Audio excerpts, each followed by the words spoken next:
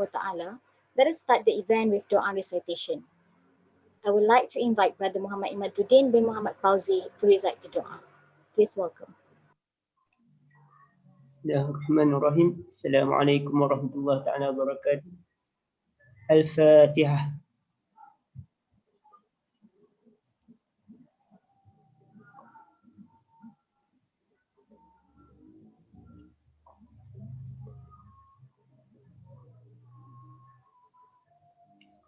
وقال ربكم ادعوني أستجب لكم أعوذ بالله من الشيطان الرجيم بسم الله الرحمن الرحيم الحمد لله رب العالمين والصلاة والسلام على أشرف الأنبياء والمرسلين وعلى آله وصحبه أجمعين ربنا اغفر لنا ذنوبنا ولوالدينا وارحمهما كما ربونا صغارا اللهم اجعل جمعنا هذا جمعا مرحوما وتفرقنا من بعده تفرقا معصوما ولا تجعل اللهم فينا ولا معنا ولا من يتبعنا شقيا ولا مطرودا ولا محروما اللهم انفعنا بما علمتنا وعلمنا ما ينفعنا ربنا آتنا في الدنيا حسنة وفي الآخرة حسنة وقنا عذاب النار صلى الله على سيدنا محمد وعلى آله وصحبه وبارك وسلم والحمد لله رب العالمين السلام عليكم ورحمة الله تعالى وبركاته. Allahumma amin ya rabbal alamin. May our event today run smoothly and be blessed by Allah subhanahu wa ta'ala. Now, allow me to give a brief introduction about the program. Al-Kahfi Challenge is a program that aims on promoting the sunnah of Prophet Rasulullah sallallahu alaihi wasallam and reading Surah Al-Kahfi every Friday. However, this program also wants to challenge students not only to read but to learn and understand the surah. Therefore, this program includes 3 challenges. The first will be Qira'ah Al-Kahfi Challenge, where we would share poster every Friday to remind and challenge students to read Surah Al-Kahfi. Next will be Al-Kahfi Tadabbur Challenge, where students are challenged to join the Tadabbur session with Da'i Imran and try to gain some knowledge and understanding about the surah like today. And lastly, Al-Kahfi Quiz Challenge, where we aim to test the knowledge that students gain from the Tadabbur session through a quiz in the form of Google form. The dates for Tadabbur series and quiz contest are as stated in the posters shared on the screen. More information about the programs, including important links, will be shared in Al-Kahfi Challenge WhatsApp group. So for those of you who have not joined the WhatsApp group, please do so. For you will stand a chance to win not only to know more about the amazing Surah Al-Kahfi, but also to win some prizes for the quiz contest. So without further ado, I would like to invite Assistant Professor Dr. Muhammad Yusuf bin Muhammad, the advisor of Surah Al-Kahfi Challenge, to deliver an opening speech. Please welcome. Bismillahirrahmanirrahim. Is my voice clear? Very much. Alhamdulillah Rabbil Alameen. Allahumma salli ala Muhammad. Rabbi shrah li sadri wa yassir li amri wa hlul 'uqdatam min lisani yafqahu qawli. Thank you very much, Chairperson and Program Manager Sister Nurul Masturina. And ladies and gentlemen, brothers and sisters, first of all, let us express our highest gratitude towards Allah the Almighty. Due to His will and permission, all of us are here virtually dekat alam maya, bukan alam gaib. Kita di alam maya, although I'm not sure how many of you are available. It's difficult time for virtual. Not many students are opening cameras. So, but we have husnul zon, inshallah. All of you are listening whatever you are doing. So, first of all, I would like to thanks and congratulate committee members, especially the program manager, Nur Masturina and Sister Salihah, who contacted me personally. Of course, our Dean, Professor Dr. Suzana Abdul Rahman, for approving this program, and to Dr. Radia, and to all the members. Okay, kita ucap terima kasih banyak kan, kerana bukan mudah untuk menganjurkan satu program walaupun secara maya, tetapi kita perlukan koordinasi, perlukan banyak kepada semua terlibat sekali lah, bukan kita saja untuk menjayakan program tersebut. Dan saya juga berterima kasih juga pada Da'i Imran, yang seorang yang masyhur, pemenang kedua pendakwah Nusantara 2018 kan. Dan kita berasa bersyukur, we are very fortunate to have him. And dear my students, please be reminded that in our lifetime there are a lot of complaints kan. We always complain that Allah is too far. Tuhan sangat jauh dengan kita. Tetapi untuk kita dekat dengan Tuhan, kadang-kadang kita kena cuba sedaya upaya untuk tahu apa itu kalam Tuhan. Dan untuk mengetahui kalam Tuhan ni kita perlu bertadabbur. Itu yang disebutkan dalam surah An-Nisa sebagai contoh, surah 4 ayat 82. A'udzubillahi minasyaitonirrajim. Afala yatadabbaruna al-Qur'an walau kana min 'indi ghairillah lawajadu fihi ikhtilafan katsira. Kalau do not them consider about the Quran, if it is not from Allah, you find many contradictions. So bila kita tadabbur ayat demi ayat, dia akan selesaikan banyak masalah kita, banyak tekanan kita, dia akan mendekatkan diri kita kepada Allah. Jadi inisiatif yang dibuat ni saya sangat setuju.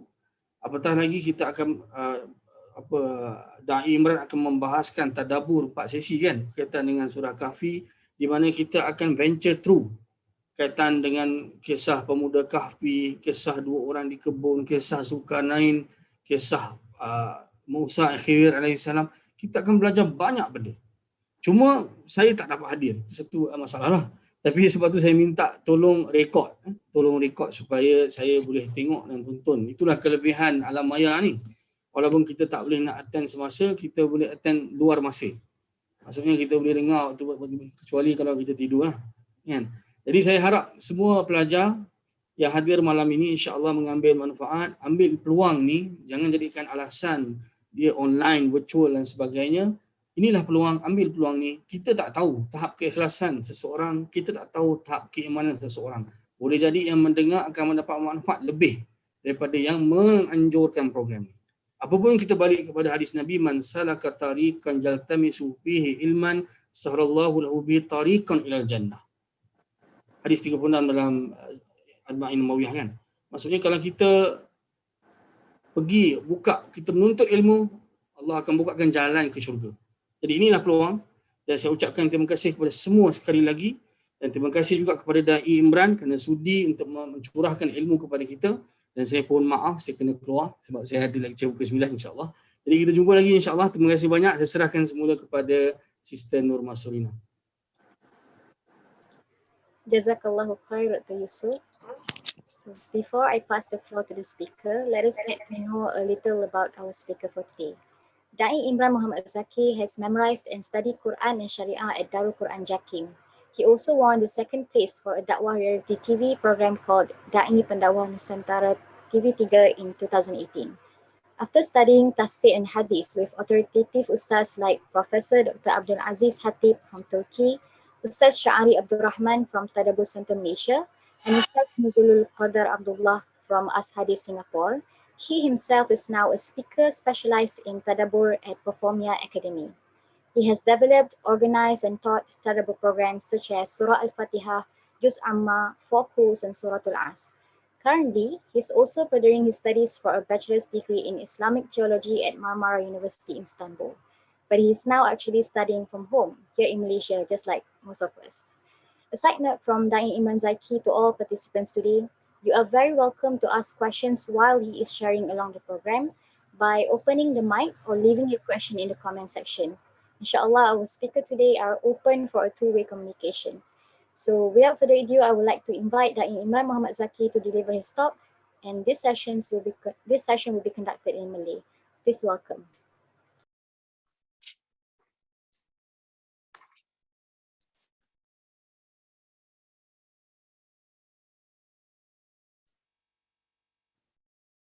Keluar tak? Ke tak keluar? Mana? Mana muka saya? Tak keluar. Baik, bismillahirrahmanirrahim. Alhamdulillahirabbil alamin wassalatu wassalamu ala asyrafil anbiya'i wal mursalin sayyidina Muhammad wa ala alihi wa sahbihi ajma'in. Assalamualaikum warahmatullahi taala wabarakatuh. Kita bersyukur kepada Allah Subhanahu wa taala dengan limpah kurnianya dapat sama-sama kita berkumpul pada hari ini. Alhamdulillah. Saya sangat bahagia di atas pertemuan kita pada hari ini. Mudah-mudahan Allah Subhanahu wa taala memberikan keberkatan di atas pertemuan kita untuk kita membahaskan satu surah yang sangat menarik, iaitu tentang Al-Kahf. Sebelum tu, skrin nampak skrin nampak semua, mungkin tak ada masalah. Saya sebenarnya tadi saya cuba untuk menyiapkan slideshow menggunakan PowerPoint, tetapi malangnya ada masalah yang datang kat laptop saya, jadi saya guna note sahaja. So mudah-mudahan bolehlah kot membantu insya-Allah. Dan sebenarnya saya baru je habis kelas. So kalau let's say macam awal ni slow sikit sebab tadi kepala otak tengah sebab saya belajar dalam bahasa Turki, jadi tengah serabut dengan bahasa yang berbeza-beza. Bahasa Turki dia ada masuk Parsi sikit dan sebagainya, jadi tiba-tiba kena cakap bahasa Melayu. So mungkin kalau let's say tersilap ke apa ke, saya mohon maaf lah. Yang pertamanya saya ucapkan terima kasih khususnya kepada saudari yang menjemput saya, saudari Masturina, dan juga seluruh tim. Mudah-mudahan Allah Subhanahu Wa Taala memberikan kebaikan kepada semua. Yang keduanya, saya sangat terbuka kalau sesiapa nak celah waktu saya bercakap. Buka saja mic, cakap bro ataupun Imran, nak tanya sikit. Saya okey, tak ada masalah, dan saya lebih senang begitulah. Dan yang ketiganya, sebarang perkara yang mungkin tidak difahami. Sebab saya diberitahu background kebanyakan ialah daripada sains. So mungkin ada istilah-istilah yang saya tersilap ataupun bukan tersilap, maksudnya saya terkeluar istilah Arab ke yang menyebabkan saya tak jelaskan dengan baik, maka terus bagi tahu kat saya yang tolong jelaskan kalimah ni dengan baik. So saya akan cuba sedaya upaya untuk memastikan perbincangan kita pada malam ini tidak begitu teknikal. Saya rasa semua dah start kelas ya? Semua dah start kelas? Okey, semua dah start kelas. Korang pula belajar sains. Petang-petang ataupun tengah hari tadi, pagi dah penat belajar apa semua, tiba-tiba malam nak kena teknikal punya isu. So saya cuba untuk melarikan diri daripada berbincang isu teknikal di dalam tafsir, tetapi mungkin berbincang berkenaan dengan tadabbur, macam story night lah, kita malam-malam ni nak relax-relax, nak dengar apa ni, cerita dari surah Al-Kahfi ni kan. So begitulah. Baik. Bismillahirrahmanirrahim. Saya akan mulakan dengan kita mengenali dahulu Al-Quran tu. Tanpa mengenali Al-Quran, kita masuklah mana-mana surah pun, kadang-kadang kita tidak dapat memahami dengan baik. Sebab sebahagian kadang-kadang daripada kita memandang Al-Quran dengan cara pandang yang tidak begitu tepat, menyebabkan dia mendapat sesuatu yang salah daripada Al-Quran. Adakah Quran salah? Tidak. Tetapi dia mendapat sesuatu yang macam alah, Quran kan kata begini dan sebagainya. Jadi dia tak berapa kena sangat. So, penting untuk kita memandang Al-Quran dengan cara yang betul. Itu poin pertama saya. Dan saya meletakkan dekat awal ni kata-kata daripada Said Nursi, Badi'ul Zaman Said Nursi. Kata-kata ni diberitahu oleh saya punya guru. Cumanya saya cuba takhrij kata-kata ni. Takhrij maksudnya apa? Saya cuba cari sumber dia daripada bahasa Turki. Cuma setakat ni saya masih belum menemui asal dia. Sebab biasanya Said Nursi ni dia tulis dalam bahasa Turki lama, bahasa Turki yang agak klasik. So saya cuba cari, tak apa nak jumpa sangat, mungkin nak kena cari manuskrip ke apa ke. So saya tak jumpa istilah dalam bahasa Turki. Jadi tapi istilah ini ialah istilah yang telah difaham secara makna lah. Iaitu Said Nursi kata Quran ni diturunkan kepada orang yang paling pandai dan juga diturunkan kepada orang yang paling bodoh sekali. Maksudnya nak kata dua-dua golongan, pandai ke bodoh ke, dua-dua boleh dapat point. Dan kedua-dua golongan ini bila dibaca Quran, dia mendapat satu seruan yang sama, iaitu tadabbur. Allah Subhanahu Wa Taala mempertanyakan kepada kita, afala yatadabbaruna al-Quran am ala qulubin aqfaluha. Apakah mereka tidak mentadabbur Al-Quran ataupun hati mereka sudah tertutup? Jadi seruan ini dia merupakan seruan kepada semua orang. Dia tak ada isu contohnya macam orang yang mungkin tak berapa pandai sangat ataupun mungkin dia akalses atau dia macam tidak berakal, bukan tidak berakal, maksudnya dia macam level pemikiran dia mungkin rendah sedikit. So bila pemikiran rendah sikit, dia tidak macam Quran ni tinggi sangat, aku tak boleh faham. Quran ni untuk orang-orang tertentu je, dia untuk ustaz-ustaz, ustazah-ustazah yang belajar Islamic Studies, dia bolehlah faham. Aku ni belajar sains tak boleh faham, tak payahlah baca Quran sangat, baca takat apa ada je. So itu ialah satu corak pemikiran yang salah. Sebab Al-Quran diturunkan kepada dua-dua kelompok. Dan even kalau kita tengok pada zaman Nabi SAW, para sahabat, bukan semua sahabat tu alim. Bukan semua sahabat yang datang daripada Arab pun. Ada juga sahabat daripada Parsi. Contohnya Salman Al-Farisi. Dia orang Parsi, dia orang Iran. Orang Iran cakap bahasa Arab ke? dia akan cakap bahasa Arab menggunakan bahasa Arab yang, alah kalau contoh kita lah. Kita kalau cakap bahasa Arab kita tak standard dengan bahasa Arab orang Arab. So nak kata begitulah. Maksudnya tak semua orang alim pun dalam kalangan sahabat, dan sebahagian pada mereka fokus pada benda lain. Contohnya fokus pada bisnes, ada bahagian fokus kepada hartanah, ada fokus kepada macam-macam jenis fokus yang mereka fokus. So tidak semua mereka ini mempunyai menjadi ulama seperti Ibn Abbas, seperti Ibn Mas'ud, seperti Abu Hurairah dan sebagainya. Mereka bukan semua orang menjadi ulama. So begitu juga, tetapi semuanya mendapat poin daripada Al-Quran. So kita dapat faham bahawa Al-Quran, kita baca, kita boleh dapat poin. Itu yang pertama. Dan tetapi untuk kita dapat poin, dia kena bergantung juga, dan dia kena betulkan dahulu cara pandang kita pada Al-Quran. Saya kena clear, iaitu cara pandang kita kepada sesuatu, dia akan menyebabkan apa yang kita akan dapat daripada perkara itu. Ini contoh yang selalu saya bagi, iaitu contohnya, seorang lelaki, dia nampak ular depan mata. Dia, cara fikir daripada ular ialah ular membahayakan. Bila dia fikir ular itu membahayakan, dia menyebabkan dia rasa takut. Bila dia rasa takut, dia akan lari ataupun mungkin dia akan bunuh ular. Orang yang kedua pula. Orang yang kedua, dia jumpa ular yang sama, tetapi orang yang berbeza, cara fikir yang berbeza. Cara pandang dia, ular ni, tengah COVID ni, ular ni pula, ular yang datang ialah spesies yang bukan main power ni. Spesies yang kalau jual ni, boleh buat duit ni. Dia pun tengah tak ada duit. Tengah COVID ni, kerja pun kena buang apa semua. Tiba-tiba datang ular, dia anggap ini rezeki untuk aku. Dia nampak bahagia tu sebagai rezeki untuk dia. Dia cara pandang dia lain. Saya pun ajib lah orang macam ni kan. Tapi dia pun, apa yang menyebabkan bila cara pandang begitu, dia dah jadi tak takut tau. Tapi dia rasa gairah untuk pastikan dia kena dapat ular tu. So dia akan buat plan ke apa ke untuk pastikan dia dapat tangkap ular. So nampak, dua perkara dilihat sebagai sesuatu yang sama, yang kita nampak macam sama, tetapi cara pandang membentuk tindakan dia. So cara pandang kita pada Al-Quran akan membentuk tindakan kita dan hasil kita.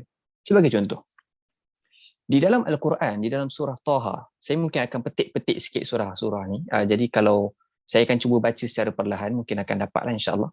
Ataupun nanti tulis nota saja. Sebab kadang-kadang saya tak ingat nombor ayat, tapi ayat dia saya ingatlah. Contohnya daripada surah Taha. Surah Taha, kalau nak rujuk, buka muka surat Taha. Carilah surah Taha. Saya tak ingat maksud apa dah. Surah Taha tu, muka surat yang pertama surah Taha. Surat yang pertama. Nabi Musa ketika itu dalam perjalanan daripada mana? Daripada Madian nak balik ke Mesir. So kita tahulah cerita Nabi Musa ni kan, dia dulu duduk kat Mesir.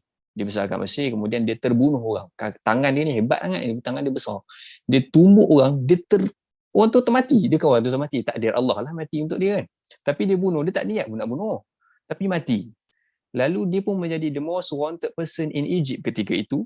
Dan dia terpaksa larikan diri kerana dia dah lah ada nama juga dalam kerajaan. Dia bayangkan dalam kerajaan ada nama dia. Tapi dalam kerajaan dia juga orang yang tak disenangi sangat. Walaupun dia ada nama, tapi dia tak disenangi sangat sebab dia orang Israel. So orang Fir'aun ni kebanyakannya Bani Kibti. Dia satu bani, dia macam contohlah dalam satu pemerintahan kita ada satu bangsa yang banyak mendominasi, tiba-tiba ada satu dua bangsa yang masuk dalam tim tu. So bila satu bangsa tu dia buat hal, confirm lah yang lain pun akan hentam lah. Dia tak patut dalam kerajaan kita ni. Dia ni membuat masalah dan sebagainya. So dia pun terpaksa lari. Sebab yang nak kejar dia siapa? Fir'aun. Fir'aun ni jangan main-main. Dia bukan macam kita lah. Kita ni, dia buat hal sekadar kena kejar dekat media sosial. Hentam. Lepas 2 minggu diam lah kan. Tapi Fir'aun ni dia bukan macam tu. Dia tak ada hentam 2 minggu diam. Dia memang cari orang tu sampai lubang cacing. So dia menyebabkan si Musa ni alaihi salam dia berlari. Nanti cuba tengok peta daripada Mesir pergi Madian. Madian sekarang Jordan. Berapa jauh dia lari tu? Bukan main, lari jauh tu. Sampai dekat sana dia membina kehidupan kat sana, berkahwin dengan anak Nabi Syuaib, dan dalam perjalanan nak balik tu, dia balik kampung lah kan. Dah lama 10 tahun tak jumpa mak ayah, rindu kan mak ayah, maka nak balik. So dalam perjalanan balik tu, tiba-tiba kat situlah berlakunya satu kejadian, Waze dia rosak. GPS tak ada, no signal, dia pun sesat. digambarkan dalam surah Taha. Tak adalah sebut GPS, tapi nak katanya mungkin dia punya obor dia rosak ke, bukan rosak, obor rosak ke, obor mati. Obor mati ke apa ke, tak kisah kan. Tapi digambarkan dia sesat dan juga tak jumpa jalan. Maka tiba-tiba dia kata dengan anak bini dia kata, inni anastu nara la'alli atikum minha biqabasin aw ajidu 'alan nari huda. Dalam surah Taha. Dia bagi tahu dekat ahli keluarganya, dia mengatakan, papa nampak api kat situ. Nampak api. Tapi daripada metod ayat ini kita dapat kenal bahawasanya yang nampak api cuma Musa seorang saja, Musa AS. Adik anak-anaknya tak nampak. Dia mungkin akan mewujudkan satu, papa biar betul papa. Papa jangan main-main. Kita berada di lembah padang pasir yang tak ada apa-apa, tiba-tiba papa cakap papa nampak api, papa jangan main-main papa. Contohnya lah kan. So, sebab dalam tafsir dia rujuk macam ni. Dia menggunakan istilah inni, siapa yang belajar bahasa Arab, inni maksudnya sesungguhnya aku. Bila inni, inna lah, lafaz inna digunakan dalam Al-Quran, dia ialah untuk liizalati syak, untuk mengangkat sebarang keraguan.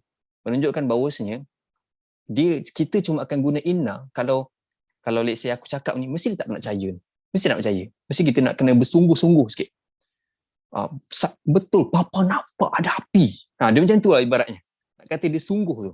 Dia macam sama juga kalau kita tengok dalam surah Yusuf. Saya akan cuba lari-lari sikit sebab just nak mengenali macam mana cara penggunaan ayat tu kan. Dalam surah Yusuf, waktu Yusuf dia mimpi, dia nampak 11 bintang semua sujud kepada dia tu kan. Dia cakap dekat papa dia, ya abati inni ra'aitu ahada 'ashara kawkaba wasyamsa wal qamara ra'aituhum li sajidin. Siapa yang nak rujuk, buka surah Yusuf bahagian muka surat yang pertama. Yusuf yang surat yang pertama, belah bawah. Dia kata, papa, betul, Yusuf nampak. Bahkan istilah ra'ai itu diulang 2 kali. Menunjukkan bahawasanya, macam budak cakap lah. Budak kalau cakap kan dia sentiasa berulang-ulang. Dia cakap contohnya dia pergi kat playground, satu playground, dia kata, papa, tadi dekat playground tu kan, tadi kan, ada orang tu kan, dia ulang-ulang. Dia, betul je, kenapa? Lupa. Contohnya. So nak kata, standard budak-budak dia akan ulang-ulang. Dan macam tu juga Allah gambarkan macam mana Yusuf cakap. Ini mulai disebutkan ini, maksud ini ni maksudnya Yusuf punya method dia bercakap ialah dia bersungguh-sungguh untuk liizalati syak, untuk mengangkat sebarang keraguan yang mungkin ayah dia akan ragu. Dia kata, dia macam fikir ni kalau aku cerita ni mesti papa tak nak percaya ni. Tapi kena cerita bersungguh-sungguh, macam tu ibarat dia.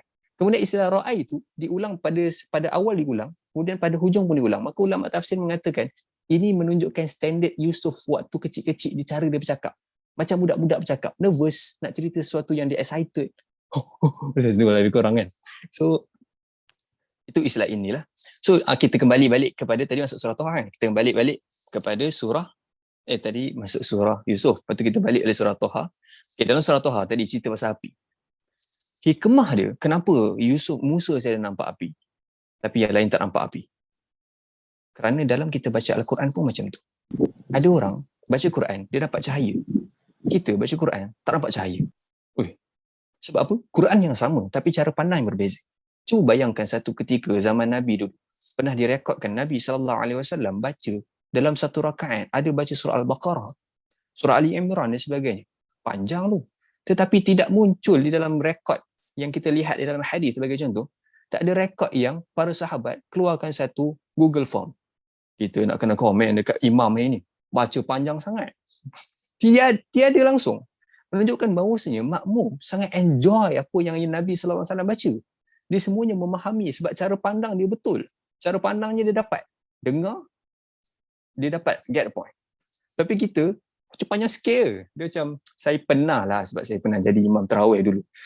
Saya dapat tanggungjawab untuk membaca 1 juzuk satu hari untuk solat tarawih. So it's okay, kita ulang 30 juzuk. Kemudian saya rasa macam, orang-orangnya macam tak mampu, jadi saya baca setengah muka. So maksudnya tak cukup satu juzuk lah satu hari. Dia dapat setengah juzuk satu hari. Baca setengah muka, bacaan yang agak laju. Tiba-tiba habis 20 rakaat. Imam, Ustaz kena kurangkan sikit. Kita dapat komen tadi. Saya pun rasa macam, ya Allah, komen ya. Okey. So esok tu saya baca 4 baris. Ustaz, sebenarnya hari ni lebih baik lah dari semalam. Tapi kalau dapat kurangkan sikit tu lebih baik lah.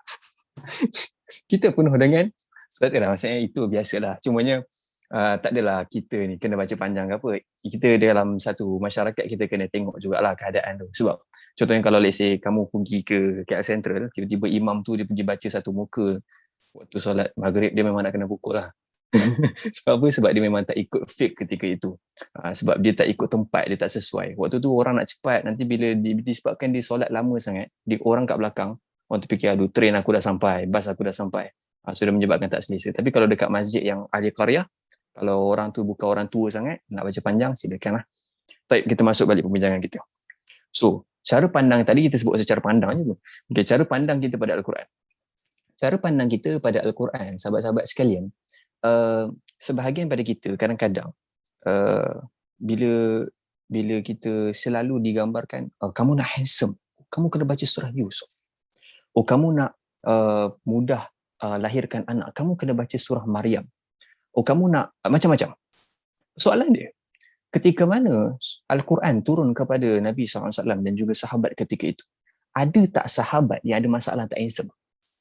Sampai nak kena turunkan surah Yusuf supaya semua sahabat ni yang low esteem ni rasa macam tak rasa tinggi diri ke apa, semua rasa macam aku ni tak handsome. Maka turunlah surah Yusuf untuk memberikan kehandsoman kepada semua, maka mereka pun semua yakin dan kita boleh menyampaikan Islam dengan penuh keyakinan. Tak ada. Dan waktu surah Maryam turun kepada kita, adakah para sahabiah dicatatkan di dalam hadis sebagai contoh ataupun sejarah, mereka ini mengalami kesukaran untuk beranak, untuk mengeluarkan anak? Maka turunlah surah Maryam. Surah Maryam ini memberikan kebaikan dan ubat untuk kamu mengeluarkan anak dengan baik. Maka tidak juga. Jadi kita telah menjadi orang yang tersilap dalam berinteraksi dengan Al-Quran. Dan kita kadang-kadang baca semata-mata untuk keberkatan. Saya tak kata salah untuk dapatkan keberkatan. Keberkatan sangat-sangat penting. Apa maksud berkat? Kebaikan yang bertambah-tambah. Contohnya macam bila kita sebut masa kau ni berkat lah. Apa maksud masa berkat? Contohnya ada orang 24 jam, tapi tak satu hari tu dah habis dah malam. Dia macam dia scroll Facebook ataupun scroll Instagram for nothing dan sebagainya, tiba-tiba dah malam. Satu orang lagi tiba-tiba satu hari tu dia boleh siap satu artikel, dua artikel. Dia boleh tiba-tiba boom dia punya artikel, dia punya study tiba-tiba boleh baca satu dua buku. Seorang lagi macam tak ada apa-apa dalam hidup dia, seorang lagi banyak perkara dia boleh buat dalam hidup dia. Maksudnya apa? Maksudnya dia punya masa tu berkat, kebaikan dia bertambah-tambah. 24 jam yang sama, tapi kebaikan bertambah-tambah. Maksudnya penting tak ada keberkatan hidup, penting, sangat penting. Tetapi dalam kita membaca Al-Quran, bukan kita hanya nak dapat keberkatan. Sebab takut-takut kita dapat poin. Sama juga bila kita tengok dalam contohnya, kita masuk je Fadilat surah. Kita masuk sambil-sambil lah. Kita masuk surah Fadilat surah Al-Kahf. Dari Abu Sa'id Al-Khudri radhiyallahu anhu bahawa Nabi sallallahu alaihi wasallam bersabda, barang siapa yang membaca surah Al-Kahfi pada hari Jumaat, maka Allah menyinarinya dengan cahaya di antara dua Jumaat. Maka ini merupakan hadis yang sangat-sangat penting untuk kita lihat, untuk kita sentiasa perhatikan. Dan dalam satu riwayat lagi disebutkan barang siapa yang menghafal surah Al-Kahf, menghafal. Kita kena lihat daripada baca dan hafalnya daripada konteks sahabat ketika itu yang menerima, yang mendengar. Adakah mereka membaca semata-mata? Adakah mereka menghafal semata-mata? Mereka membaca dengan memahami. Kerana itu dia mewujudkan satu cahaya yang terang benderang kepada mereka, yang menyebabkan mereka ini mendapat perlindungan. Nanti kita akan cerita berkenaan dengan surah Al-Kahfi ini secara lebih mendalam. Tapi kita nak masuk balik pada cara pandang, kita nak selesaikan dalam tempoh sanggup 9. Okay, kita akan selesai dalam tempoh 15 minit berkenaan cara pandang dan kita akan masuk pada surah Al-Kahfi. Allah Subhanahu Wa Taala memperbetulkan cara pandang kita pada Al-Quran. Sebab kadang-kadang kita pandang Al-Quran ini untuk jampi. Al-Quran ini baca waktu susah. Al-Quran ini baca waktu bulan Ramadan je. So sebab itulah waktu ni jagi nak dekat masuk bulan Ramadan ni, kita pun ambil mula Al-Quran kita, habuk mereka main lagi. Betul membaca. Lepas tu masuk Syawal, awal Syawal tu masih semangat lah. Sambil-sambil makan kuih raya. Ya Allah, saya nak kena baca Quran ni. Masuk minggu kedua, jemputan pun makin banyak, rendang menyebabkan jiwa kita ataupun badan kita terlantang dan sebagainya, maka kita sudah meninggalkan Quran sedikit demi sedikit dan kita jumpa lagi minggu depan, jumpa lagi tahun hadapan. So kesilapan kita dalam melihat Al-Quran menyebabkan itulah cara interaksi kita dengan Quran tak dapat point. Allah Subhanahu wa taala dalam Al-Quran surah Al-Baqarah, Allah kata syahrul ramadhan alladhi unzila fihi al-Quran hudan linnas wa bayyinatin minal huda wal furqan. Allah kata pada bulan Ramadan itu, dan untuk pengetahuan semua, bulan Ramadan hanya disebutkan sekali sahaja di dalam Al-Quran, iaitu pada surah Al-Baqarah. Kalau tak salah saya ayat 185. Nanti tengok balik saya tak sure ayat berapa. 185 kalau tak silap saya, if I'm not mistaken. 185 kot. Juzuk 2. Betul? Betul. Alhamdulillah. So 185 waktu Allah bagi tahu pada kita syahrul ramadhan alladhi unzila fihi al-Quran. Pada bulan Ramadan. Maksudnya nak kata hanya sekali saja bulan Ramadan disebut, sebab itulah bulan Ramadan ni ada ulama kata disebabkan sekali saja disebut Al-Quran menunjukkan bahawa begitu limitnya surah Ramadan ni. Sebab itulah setiap kali bulan Ramadan para guru-guru kita sentiasa ingatkan anggaplah ini Ramadan terakhir. Sebab kita dapat bertemu dengan Ramadan tu satu nikmat yang Allah pilih. Bahkan di dalam pilihan itu Allah akan pilih lagi orang yang menggunakan Ramadan dengan betul. Sebab ada orang masuk dalam Ramadan, akhirnya dia cuma lapar dan dahaga, tak dapat poin apa-apa daripada Ramadan. Dan digandingkan bulan Ramadan ini dengan Quran. Sebab tu Ramadan ni ialah bulan Al-Quran. Dia bukan hanya bulan puasa. Puasa ni sebagai satu proses, tapi tujuan utamanya ialah Al-Quran. Yang mana untuk kita memerhatikan balik kalamullah, tapi cara untuk kita memerhatikan balik kalamullah, kena ada proses untuk memastikan kita dapat faham dengan baik, iaitu puasa. Orang yang sentiasa mengikut hawa nafsunya, makan, minum yang banyak, kemudian suka bergosip dan sebagainya, dia menyebabkan bila dia baca Quran tak dapat poin. Maka pada bulan Ramadan 30 hari kita diterbiah untuk memastikan kita jauh, kita distract diri kita daripada sebarang nafsu-nafsu ini, dan kita fokus kepada kalamullah untuk memudahkan kefahaman, dan hasilnya la'allakum tattaqun, untuk menjadi orang yang bertakwa. Takwa ni apa maksud dia? Takwa ni secara mudah ialah kamu menjadi orang yang sedar apa yang kamu lakukan. Kamu tahu apa yang kamu cakap, kamu tahu apa yang kamu buat, kamu sedar. Macam sahabat kata, takwa ni maksudnya seperti kamu berjalan di atas jalan yang penuh dengan duri. Kita jalan dekat jalan yang penuh duri, kita jalan enjoy ke tak? Kita akan jalan dengan berhati-hati. So maksud takwa ialah kita betul-betul perhatikan apa yang Allah kata, kita ikut. Apa yang Allah suruh, kita ikut. Apa yang Allah kata tinggalkan, kita tinggalkan. Itulah takwa. Baik. Maka Allah kata dalam Quran, dalam surah ini, syahrul ramadhan alladhi unzila fihi al-Quran. Quran ni apa? Hudan linnas wa bayyinatin minal huda wal furqan. Quran ni guidance, petunjuk. Dan petunjuk ni dia bukan macam Waze. Waze, kita ada masa kita buka Waze. Ada masa kita tak buka Waze. Sebab apa? Ada masa macam kita nak jumpa jalan, kita buka Waze lah. Mungkin tak tahu jalan ke apa. Tapi ada masa macam kita dah arif sangat dengan jalan tu, kita pun tak buka Waze. Tapi Al-Quran, dia guidance yang betul-betul kita kena berpower. Dia ialah kalamullah. Ini ada satu perdebatan, saya tak sure kawan-kawan pernah dengar tak?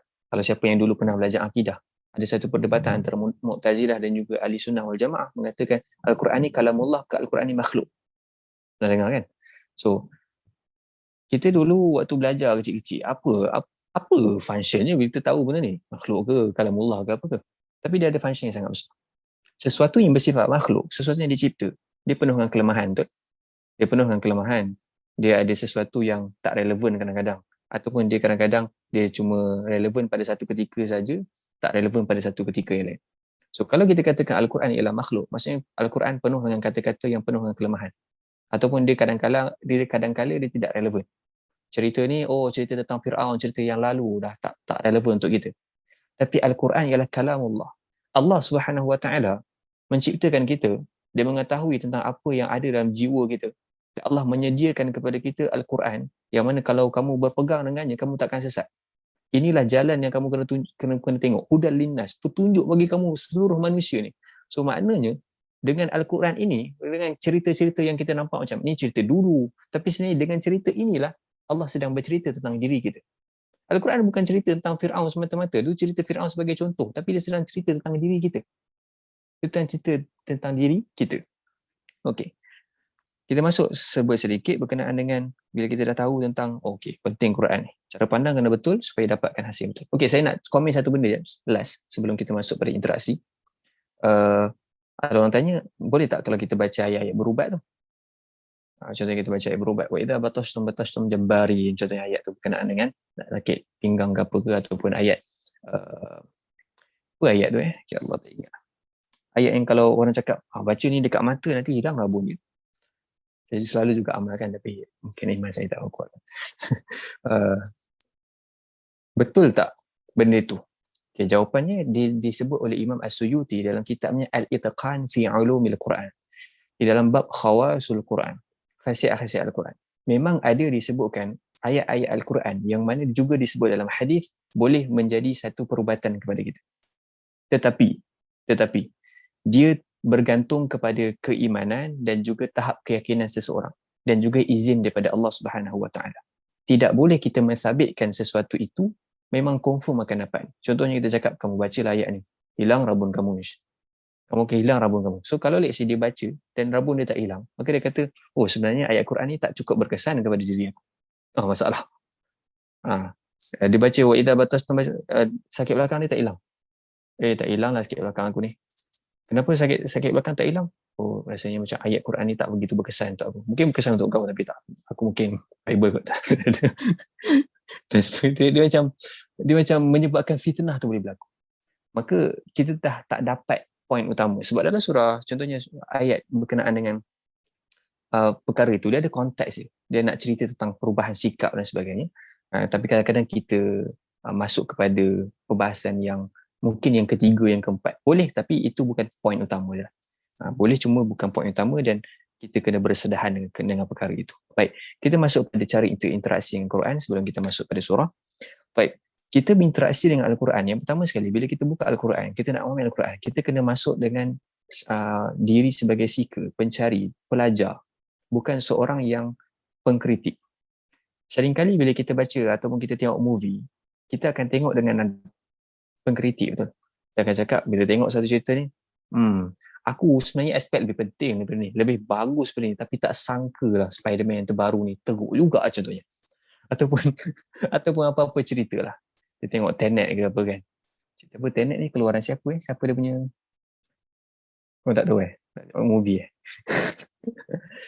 dia dulu dia tulis Batman. Saya tak ingat lah cerita apa tu. Saya tak ingat dia punya nama. Tapi dia juga keluarkan cerita, tak apa, nanti dia bahas cerita pula.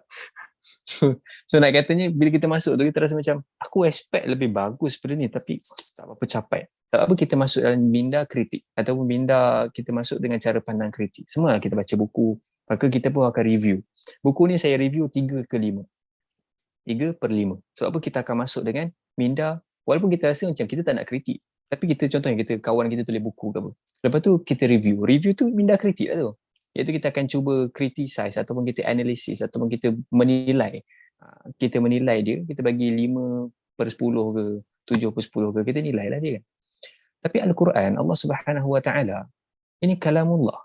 Dan kita yakini bahawasanya daripada Allah Subhanahu Wa Taala. Disampaikan daripada Jibril, kepada Muhammad sallallahu alaihi wasallam, kemudian sampai kepada kita.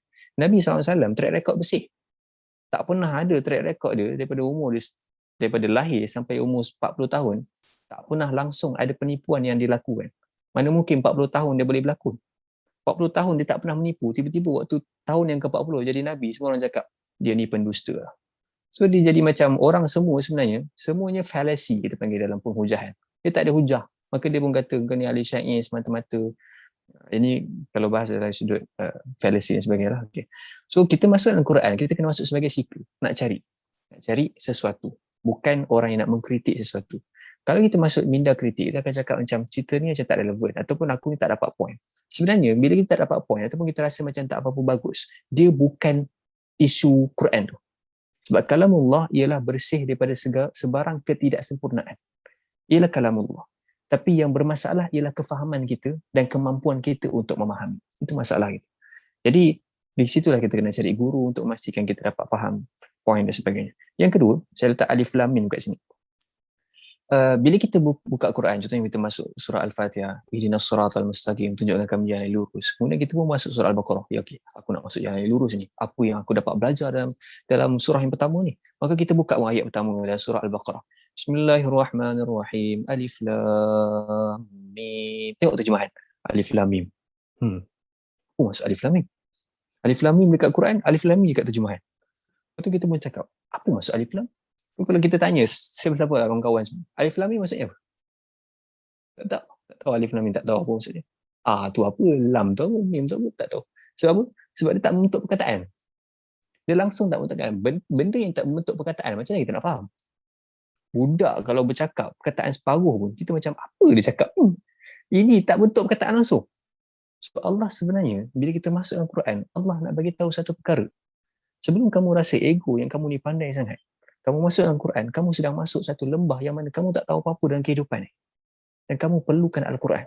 Sebab tu kebiasaannya kalau kita jumpa dalam alif lam mim ataupun huruf-huruf muqatta'ah, huruf yang terpotong, kaf, ha, ya, ain, sad, apa tu. Selepas itu kebanyakannya akan sebut tentang Quran ataupun kitab. Menunjukkan bahawasanya kamu tak tahu apa-apa dan kamu kena bergantung dengan kalam Allah. Dalam apa-apa kehidupan kamu kena bergantung dengan kalam Allah. Baik. Yang ketiga ialah lantaran kita dapat rendah diri dan sebagainya, kita dapat membentuk sikap. Sebab bila nak bentuk sikap, kita kena sentiasa ada jiwa bersedia untuk dikritik, sedia untuk dinilai. Sebab kalau let's say kita baca Quran dengan kita dah ada satu pendapat kita, baca Quran kemudian Quran menolak pendapat kita, dia telah menyebabkan kita rasa macam susah aku nak ubah aku punya apa yang aku praktik selama ni. Tapi Quran cakap macam tu, so Quran ni bentuk balik cara fikir kita. Tapi ada beza sama ada kita ni tak bersetuju dengan mufassir. Sebab ada sebagai orang kata macam kau ni telah menolak Al-Quran. Sebenarnya dia bukan menolak Al-Quran, tapi dia tidak bersetuju dengan ustaz tu. Tak bersetuju dengan kitab tafsir tu. Okey, itu ialah komentari ataupun tafsir. Kita tak setuju dengan cara faham dia. It's okay. Itu benda boleh berbeza pendapat. Tapi adakah kita tidak bersetuju dengan kalamullah? Jawapannya tidak. Kalamullah ialah perfect. Tapi mungkin komentari ataupun tafsir itu, mungkin kadang-kadang kita rasa macam, aku tak setuju dengan dia. Tapi cara tidak setuju tu bukanlah maksudnya kita mudah-mudah tak setuju. Kita kadang-kadang orang ni macam kita pun tak faham apa-apa, tiba-tiba kita senang tak setuju. Ini tak boleh pakai. Dia macam, kamu tak faham dengan benda tu, tiba-tiba kamu cakap tak boleh pakai. Kamu yang tak faham, dia menghukum pada sesuatu. Sebab tu dalam mantik kita belajar, tidak boleh menghukum pada sesuatu yang kamu tak tahu lagi takrif dia. Kamu tak tahu takrif tu. Contohnya ada orang cakap, dia ni ataupun apa-apalah kan.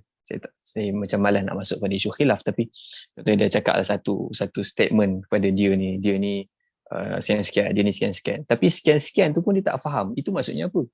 Senang-senang je dia cakap, dia ni tak payah dengar cakap dia, sesat ni, ustaz ni tak apa, tak boleh pakai.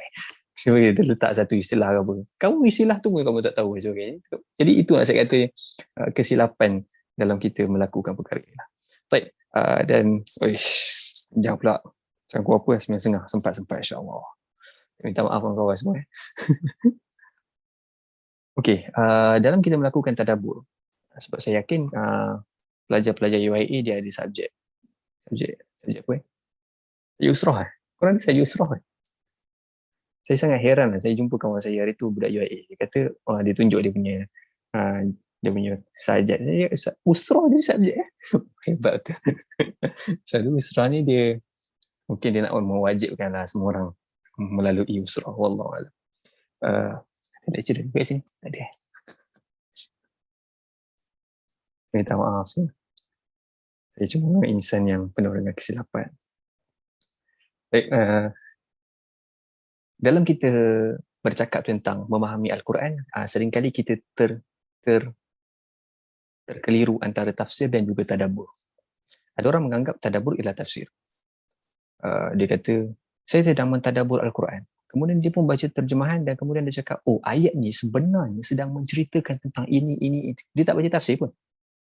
So, dia silap faham. So, saya jelaskan dahulu apa maksud tafsir dan siapakah yang layak menafsirkan Al-Quran, apa maksud tadabbur dan siapakah yang layak untuk melakukan tadabbur. Supaya kita dapat clear. Tafsir, maksud dia dalam perkataan fassara, iaitu kita menjelaskan sesuatu, menerangkan sesuatu atau mengupas sesuatu. Contohnya kita panggil fassara al-limuna. Kita mengupas buah lemon. Buah lemon tu kita kupas. Ataupun contohnya kita nampak dekat traffic light.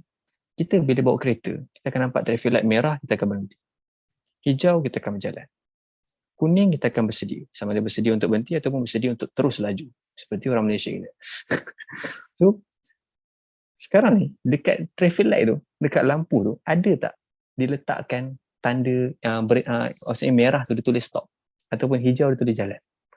Dia tulis jalan. Tak ada. Tapi macam mana kita boleh faham hijau tanda jalan? Maksudnya, kita telah belajar tafsir hijau tu waktu sekolah mandu. Itu maksud tafsir. Iaitu dia ada benda yang bentuk isyarat, maka kita faham di sebalik itu. Contohnya macam bila Allah Subhanahu Wa Taala kata dalam surah Al-Masad, Tabbat yada Abi Lahab wa tab. Binasalah kedua-dua tangan Abu Lahab. So kita pun terfikir, apa maksud binasa? Adakah tangan dia terpotong? Adakah tangan dia terputus? Ataupun tangan dia tiba-tiba hancur dan sebagainya? Maka pentafsir pun mengatakan, oh ini merupakan satu isyarat. Apa dia? Binasa kedua tangan. Tangan ni maksudnya apa yang diusahakan.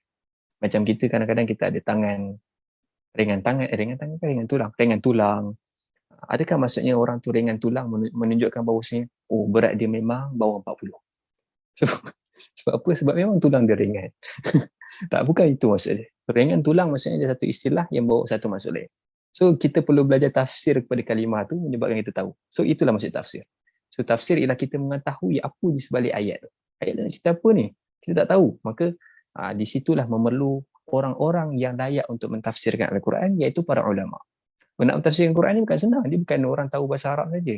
Sekurang-kurangnya dia kena ada 12 ilmu untuk dia mengetahui dan difakar di dalam bidang ilmu itu, baru dia boleh menafsirkan Al-Quran. Ada ilmu bahasa Arab. Ilmu bahasa Arab pula pecah kepada hampir belas ilmu dalam bahasa Arab. Kemudian dia ada ilmu usul fiqh. Usul fiqh ialah satu ilmu yang sangat sukar. Kemudian dia kena faham. Banyak ilmu yang dia kena tahu lah. Barulah dia boleh menafsirkan Al-Quran. So, kita layak tak untuk jadi tafsirkan Al-Quran? Saya boleh kata, mungkin saya tak tahulah tuan-tuan perempuan, sahabat-sahabat mungkin layak, mungkin orang yang hebat. Saya bukan orang yang hebat, saya tak layak. Kalau saya tengok status tu, saya rasa macam saya tak layak untuk jadi pentafsir. Tetapi kita boleh membaca tafsir daripada para ulama. Gitulah. Maksudnya mereka dah tafsirkan, kita tak tafsir sendiri, kita baca tafsir daripada ulama. Sebab mereka adalah orang yang layak untuk mentafsirkan Al-Quran. Yang keduanya, tadabbur. Tadabbur ni untuk siapa? Maka kita dah bagi tahu dekat awal tadi, Al-Quran diturunkan kepada orang yang paling pandai pun boleh dapat poin, orang yang paling bodoh yang tak tahu apa-apa pun boleh dapat poin. Menunjukkan bahawasanya tadabbur dibuka kepada semua. Dan istilah tadabbur juga ialah satu seruan kepada semua. Afala yatadabbarun al-Quran? Apakah mereka ni pada semua kalau ni tak mentadabbur Al-Quran? Apa maksud tadabbur? Okay, tadabbur ni datang daripada perkataan dabar. Kalau kita perasan dalam tubuh badan kita ada sesuatu yang dipanggil dubur, betul? Dubur ni ialah tempat dia ialah sesuatu yang berada di belakang sekali. Dan dalam bahasa Arab, istilah dubur pun ialah ataupun dabara ni, mana-mana perkataan yang ada istilah dabara, dia mungkin datang perkataan asas ialah dabara, dubur, iaitu boleh membentuk dan memahami. Maksudnya ialah memahami ataupun masuk ke dalam sesuatu. Iaitu dapat poin. So tadabbur ni satu proses, iaitu kita memikirkan secara mendalam dan kita melakukan refleksi. Sebagai contoh, saya ambil contoh yang tadi kita dah ambil, iaitu contoh Abu Lahab. Tabbat yada, bismillahirrahmanirrahim, tabbat yada Abi Lahab wa tab, ma aghna anhu maluhu wa ma kasab. Kita dah faham tafsir dia, iaitu binasalah kedua tangan Abu Lahab. Dia apa yang dia buat ni binasa, tak guna langsung. Sebab apa tak guna? Abu Lahab ni sifat dia ialah dia ada rasa macam apa gunanya agama Muhammad kepada aku. Aku dah ada kekayaan, aku dah ada anak bini, aku dah ada anak yang ramai, aku dah ada. Dia menteri besar ni, bukan menteri, dia macam geng-geng menteri lah dekat Mekah tu. Si Abu Lahab ni orang-orang besar jugalah. So dia bukan level-level kita, dia level-level parlimen sana. Power kan. Level-level gaji memang tinggi. So ini ialah geng-geng kita panggil sebagai geng Abu Lahab. So Abu Lahab ni dia kata, apa guna agama ni kalau aku dah ada sesuatu? Maka ini kita panggil sebagai fasa tafsir. Kita faham. Oh, isunya ini. Tadabbur apa? Kita sedang refleksi dan kita memikirkan secara mendalam dan mencari diri kita dalam itu. Itu tadabbur. Contoh kita fikir, apa yang si Abu Lahab ni lakukan? Dia macam orang tu, dia kadang-kadang tinggal solat, kadang semayang, kadang tak semayang. Tapi semayang dia tu dia macam dia tak bagi kesan pun pada aku punya solat, aku punya exam. Aku masih fall flat walaupun tak semayang. Aku masih dapat kekayaan walaupun tak semayang. Ini pemikiran Abu Lahab. Iaitu dia sedang menolak satu kekuasaan dan menyangkakan bahawa apa yang dia ada itu sudah mencukupi. Maka kalau dia lakukan ini, dia akan kembali balik apa hukum dia? Tabat yada, binasa kedua tangan. Tak guna apa yang kita lakukan kalau kita menolak kekuasaan Allah SWT dan menolak apa yang kita patut lakukan di atas hak kita sebagai hamba. Maka kita clear, itu maksud tadabbur. Iaitu kita faham tafsir, kemudian kita reflect diri kita. Jadi tadabbur ni terbuka kepada semua. Kadang-kadang orang tadabbur ni, dia baca ayat tentang laut, tentang alam yang begitu luas, kemudian dia buka di Google. Berapa besar universe ni? Saya baru buka itu Google, saya tengok berapa besar universe, besar gila yang boleh kita capai. Dia kata yang setakat saintis boleh capai. Yang tak boleh capai itu Allah Alam, tak tahu. Tapi nak kata yang setakat itu boleh capai, itu pun dah berapa bilion cahaya nak sampai sana. Luas gila. So berdasarkan dari situ kita kata subhanallah, besarnya alam ini. Itu juga tadabbur. Maksudnya kita buka Google ke apa ke, ataupun kita buka National Geography, tengok macam mana haiwan-haiwan yang Allah ciptakan, begitu dakik, begitu khabir, begitu mendalam, begitu detailnya Allah ciptakan sesuatu. Dalam setiap spesies ada spesies yang lain, nampak macam sama tapi masing-masing spesies yang berbeza-beza, bisa berbeza-beza. Subhanallah. Maka kat situ kan kita lihat kita boleh mentadabbur dengan perkara begitu. Baik. Maka dahillah orang yang tadabbur ni sebagai ulul albab. Biasa kan dengan ulul albab ni. Mungkin ada daripada kita ialah MRSM ulul albab dahulu. Apa maksud ulul albab? Maksud MRSM ulul albab tapi tak tahu apa maksud ulul albab. Maka kita fahamkan, kita cubalah cari jawapan kat sini supaya at least kita tahulah maksud ulul albab kan. Albab ni, dia bukan pintu tau. Dia bukan al-babu tu. Tapi dia jamak kepada loop. Okay? Dia jamak kepada, kalau pintu tu, ni bab ni, babun. Dia jamak dia jadi abwab. Abwab. Ni jamak dia. Jamak ni, jamak ni plural. Ni plural. Yang ni singular. So pintu, banyak pintu, abwab. Tapi ulul albab ialah dia singular dia loop. Dia punya jamak albab. So loop ni maksud dia apa? Maksud dia isi. So ulul albab ialah orang yang memiliki isi-isi Al-Quran. Dia dapat poin. Bila dia baca Quran, contohnya dia baca surah Al-Kahfi, dia bukan orang yang tersangkut kepada perbicaraan tentang berapa ramai pemuda yang ada dekat situ yang masuk dan tidur tu. Adakah mereka tidur dalam keadaan berdiri? Adakah anjing dekat situ, anjing ni macam mana? Anjing tu warna apa? Anjing polka dot kah? Anjing warna coklat kah? Anjing warna hitam kah? Itu ialah persoalan-persoalan yang kita wujud macam dia bertanya tapi persoalan tu tak dapat poin. Atau bagi contoh, kita baca surah Yusuf. Akhirnya Yusuf kahwin tak ya dengan Zulaikha ni? Sebab kita baca doa, ya Allah satukanlah ni dengan Yusuf. Untuk pengetahuan itu kisah Israeliat ya. Dia tak ada asas dan dia tak ada dalam Quran. Cumanya kita pun terfikir, tapi kita tak dapat poin pun cerita surah Yusuf ni. Sedangkan surah Yusuf ni, tadi kita cakap lah kan, surah Yusuf kita baca untuk handsome. Surah Yusuf tahu tak dia turun waktu bila? Dia turun waktu mana Nabi SAW berada dalam Amul Huzun, tahun kesedihan. Nabi kehilangan Khadijah radhiyallahu anha, isterinya yang paling lama bersama dengannya dan yang paling dia sebut-sebut, baginda sebut-sebut, even dah kahwin dengan Aisyah radhiyallahu anha pun Nabi masih sebut Khadijah. Nabi tak kahwin lain pun waktu Nabi kahwin dengan Khadijah. Nabi bersama dengan Khadijah lama lepas kahwin dengan Khadijah tu, lepas meninggalnya, lepas wafatnya Khadijah, Nabi tak kahwin beberapa tahun. Kerana macam tak senang lah nak kahwin. Begitu nak kata. So orang yang paling sayang dan orang yang paling pertama nak membenarkan Nabi. Orang lain duk tolak Nabi ni. Tapi dia cakap, dia support Nabi, dia pujuk Nabi. Dia lah orang yang ketika mana Nabi yang kadang perlukan duit, dia bagi segala-gala harta yang dia bagi. Ini isteri yang Masya Allah. Carilah isteri macam ni, tuan-tuan. Jadi dia macam, dia satu tapi nak dapat isteri macam tu, dia kena jadi macam Muhammad lah. Sallallahu alaihi wasallam. Kamu minta saya nak isteri macam Khadijah, tapi dia tak macam Muhammad, macam mana? So, perbetulkanlah kita punya diri, insyaAllah kita akan dapat orang yang baik. Kita balik. So kehilangan Khadijah radhiyallahu anha dan juga kehilangan Abi Talib, kemudian Nabi dalam keadaan kesedihan, Allah turunkan surah Yusuf menenangkan hati Nabi, memujuk Nabi berkenaan dengan bagaimana Yusuf ni dibuang oleh adik-beradik dia. Mereka adik-beradik tak suka dia, hentam dia semua, buang dan sebagainya. Gitulah. So Bila orang baca surah Yusuf, dia kata, oh surah ni untuk answer. Nampak sangat dia bukan ulul albab. Dia tak dapat point. Tapi bukan kita sebagai orang yang belajar cakap dengan dia, oh ini bukan ulul albab. Oh ini ulul albab. Ini bukan ulul. Kita belajar bukan menghukum orang. Sama juga kita belajar tanda-tanda munafik. Lepas tu kita pun kata, saya selepas membaca surah munafik ni, saya teringatkan jiran saya. Saya teringatkan kawan saya dekat mahallah tu, saya rasa macam dia lebih kurang tu lah. Macam ada karakter dalam surah Al-Munafik. Itu bukan orang yang betul dalam baca Quran.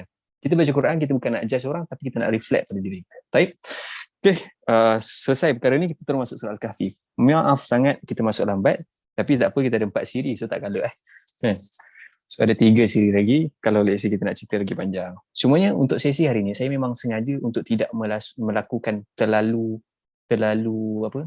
teknikal sangat, sebab saya tahu untuk tadi saya dah bincang berkenaan dengan tadabbur, masuk tadabbur itu pun dah masuk agak teknikal. Jadi kalau saya masuk dalam surah Al-Kahfi ni, kalau saya duk cerita berkenaan dengan apakah lafaz alhamdu, kenapa tak diguna asyukru, kenapa tak diguna, saya tahu, saya rasa macam mungkin semua akan meninggalkan kelas ni. Jadi saya takkan berbicara sangat berkenaan dengan walaupun boleh kalau nak bincang, tapi saya tak bincang secara mendalam sangatlah perkara itu. Minggu pertama ni kita relax dulu, tapi nanti kalau let's say yang kedua, yang ketiga, yang keempat tu, nanti kalau let's say nak lebih mendalam, silakan insyaAllah. Kita masuk bahagian fadilat dalam membaca Al-Quran. Bila kita masuk dalam membaca surah Al-Kahfi, dalam Quran ni, saya minta maaf, saya dah pukul apa sekarang? 9.36. Saya ada berapa minit lagi? Setengah jam boleh kot, insyaAllah.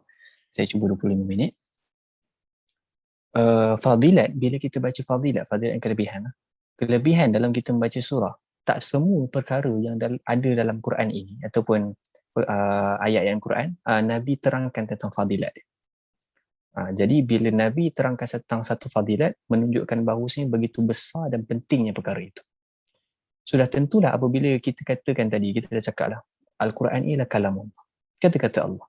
So tak kira lah sama ada kata-kata tu ada penegasan ataupun tak ada penegasan, ada fadilat ataupun tak ada fadilat, semuanya penting. Sebab autoriti yang bercakap. Contohnya, kita dijemput, dapat surat. Dijemput oleh Presiden. Contohnya saya belajar kat Turki, Presiden Erdogan jemput saya untuk makan malam bersama dengan yang datang tu ialah orang mana-mana saja. Saya tak kenal dia. So saya macam, betul ke? Tak kot. Takkanlah Erdogan, siapa nak kenal aku? Tiba-tiba Erdogan kenal.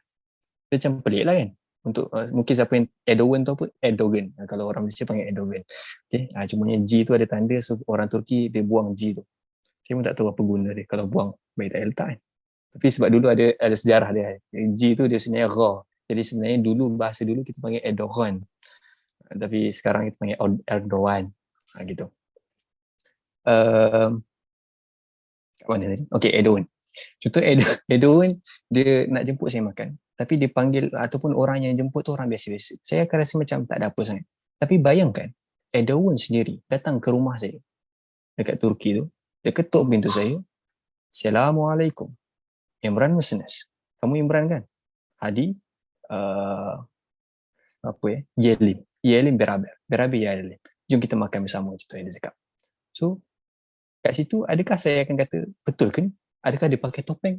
Adakah dia tak ada, dia macam sebab dia sendiri dah datang dan dia tak ada cakap pun jomlah Imran, jomlah saya ajak kamu makan. Dia tak payah cakap jom pun tak apa. Kita dah kata memang pentinglah dia ajak, tiba-tiba dia ajak makan, mestilah penting. Satu lagi benda tu benar. Sebab autoriti yang bercakap tak perlu penegasan pun. Tapi kalau dalam Al-Quran ada penegasan ataupun ada fadilat yang Nabi sebut, maksudnya ini kita kena ambil ekstra sikit. Kena fokus lebih sikit. Okay? Contohnya macam bila kita jumpa ayat Ya ayyuhalladzina amanu. Ayat lain penting tak? Ayat lain penting. Kita dah cakap autoriti, Tuhan yang bercakap pada kita, maksudnya semua penting. Tapi bila Allah kata Ya ayyuhalladzina amanu, wahai orang yang beriman, macam Allah nak kena bagi pengumuman, tahu tak? Allah nak kena seru, nak kata ayat ni memang sangat penting lah. Ibn Abbas kata, beri perhatian kalau kamu jumpa Ya ayyuhalladzina amanu. Sebab apa? Sebab biasanya selepas Ya ayyuhalladzina amanu ialah sesuatu yang orang beriman jarang ambil pot ataupun jarang ambil kisah. Sebab tu sampai Tuhan nak kena seru. Sedangkan Tuhan tak seru, kita kena ambil tahu. Contohnya macam Allah kata, ya ayyuhallazina amanu kutiba alaikumusiyam kama kutiba alal ladzina min qablikum la'allakum tattaqun. Kita semua puasa. Diwajibkan ke atas kamu untuk berpuasa seperti orang-orang terdahulu. Moga-moga kamu menjadi orang yang bertakwa. Tapi ramai orang berpuasa. Cumanya, tak ramai orang menjadi orang bertakwa. Maka kena seru supaya semua pengingat puasa ni untuk dapat takwa. Okay? So dalam surah Al-Kahfi, Allah Subhanahu Wa Taala, Nabi sallallahu alaihi wasallam memberikan fadilat, memberitahu tentang kebaikan yang ada pada surah Al-Kahfi. Nak tengok contoh tadabbur terbaik, tengoklah kepada kata-kata Nabi sallallahu alaihi wasallam. Sebab Nabi ni dia macam ni, kita kalau budak dapat RM10, budak umur 3-4 tahun, apa yang dia akan buat dengan RM10? Dia akan buat lipat, dia jadikan roket, tahu tak? Pergi campak, masuk dalam longkang, tak apalah, roket buat baru. Dia tak kisah RM10. Even dia bagi RM100 pun, macam kertas ni memang cantik, tapi tak apalah, kamu boleh buat apa, dia main roket. Tapi kalau bagi dekat budak umur 10 tahun yang sudah dapat membezakan duit, dia kata, Papa, betul Papa bagi RM100. Papa bagi RM100. Banyak ni. Kenapa dia cakap itu? Sebab dia tahu harga. Tahu nilai. So, kita ni baca Quran kadang tak tahu nilai sangat. Tak tahu nilai ayat ni macam mana. Tapi Nabi tahu nilai. Nabi yang paling mengetahui nilai. Maka kita tengok apa yang Nabi cakap tentang surah ni. Sebab Nabi mengetahui nilai. Maka Nabi bagi tahu kepada kita tentang fadilat surah. Nabi kata, kita tengok pada hadis yang pertama daripada Abu Darda. Hadis yang saya letak ni sebenarnya banyak hadis sahih berkenaan dengan surah Al-Kahfi, tapi saya letak 2 saja sebab kebanyakannya menyentuh berkenaan dengan ayat yang sama lah. Berkenaan dengan poin yang lebih kurang. Tapi saya pilih 2 saja. Man hafizha 10 ayatin min awwali suratil kahf wasima min ad-dajjal. Siapa yang menghafal 10 ayat daripada awal surah Al-Kahfi akan terselamat daripada fitnah ad-dajjal. Riwayat Muslim.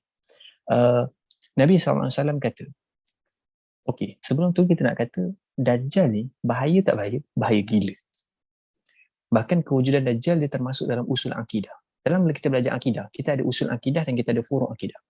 Iaitu perkara yang kita wajib pegang dan tahu dan percaya, dan perkara yang kalau orang tu berbeza pendapat, akidah dia tak ada masalah sangat. Ataupun kalau akidah dia masalah pun, dia mungkin dia tak masuk kepada keluar daripada agama. Boleh dia kata dia tersilap tafsiran ataupun dia tersesat begitu. Tapi dia ada benda yang dalam usul akidah. So, keluarnya Dajjal termasuk usul akidah. Dia perkara yang usul akidah. Apa contoh usul akidah yang lain? Kejadian Isra' dan Mi'raj pun masuk dalam usul akidah. Orang yang tidak percaya kepada berlakunya Isra' Mi'raj, maka dia boleh terkeluar daripada agama. Itu kita. So itu mungkin boleh minta ustaz lain untuk bahas berkenaan akidah tahawiyah ke, perkara-perkara yang usul akidah. So sangat-sangat penting. Tak kisah sama ada Asy'ariyah, Maturidi ataupun Salafiyah, masing-masing berkongsi kepada usul akidah yang sama. Cuma adalah perkara furu' tu dibahaskan, itu perkara furu'. Cumanya masing-masing berkongsi pada usul akidah yang sama. Tetapi macam contohnya saya sebut tadi Isra' Mi'raj. Ada orang tu dia percaya Isra' Mi'raj, tapi dia tak percaya tentang detail pada Isra' Mi'raj. Contohnya dia macam saya tak rasa 27 Rejab Isra' Mi'raj, contoh gitu. Ataupun saya tak rasa Nabi naik macam tu ke apa ke. Itu kita boleh kata itu bahagian tafsiran. So penafsiran itu kalau let's say dia tersilap, maka kita katakan dia tersilap tafsir tapi tak keluar daripada agama. Maksudnya tak mengganggu akidah dia. Okay. Baik. So Dajjal ni sangat bahaya. Dia membawa satu fitnah yang sangat-sangat besar. Maka Nabi SAW mengatakan,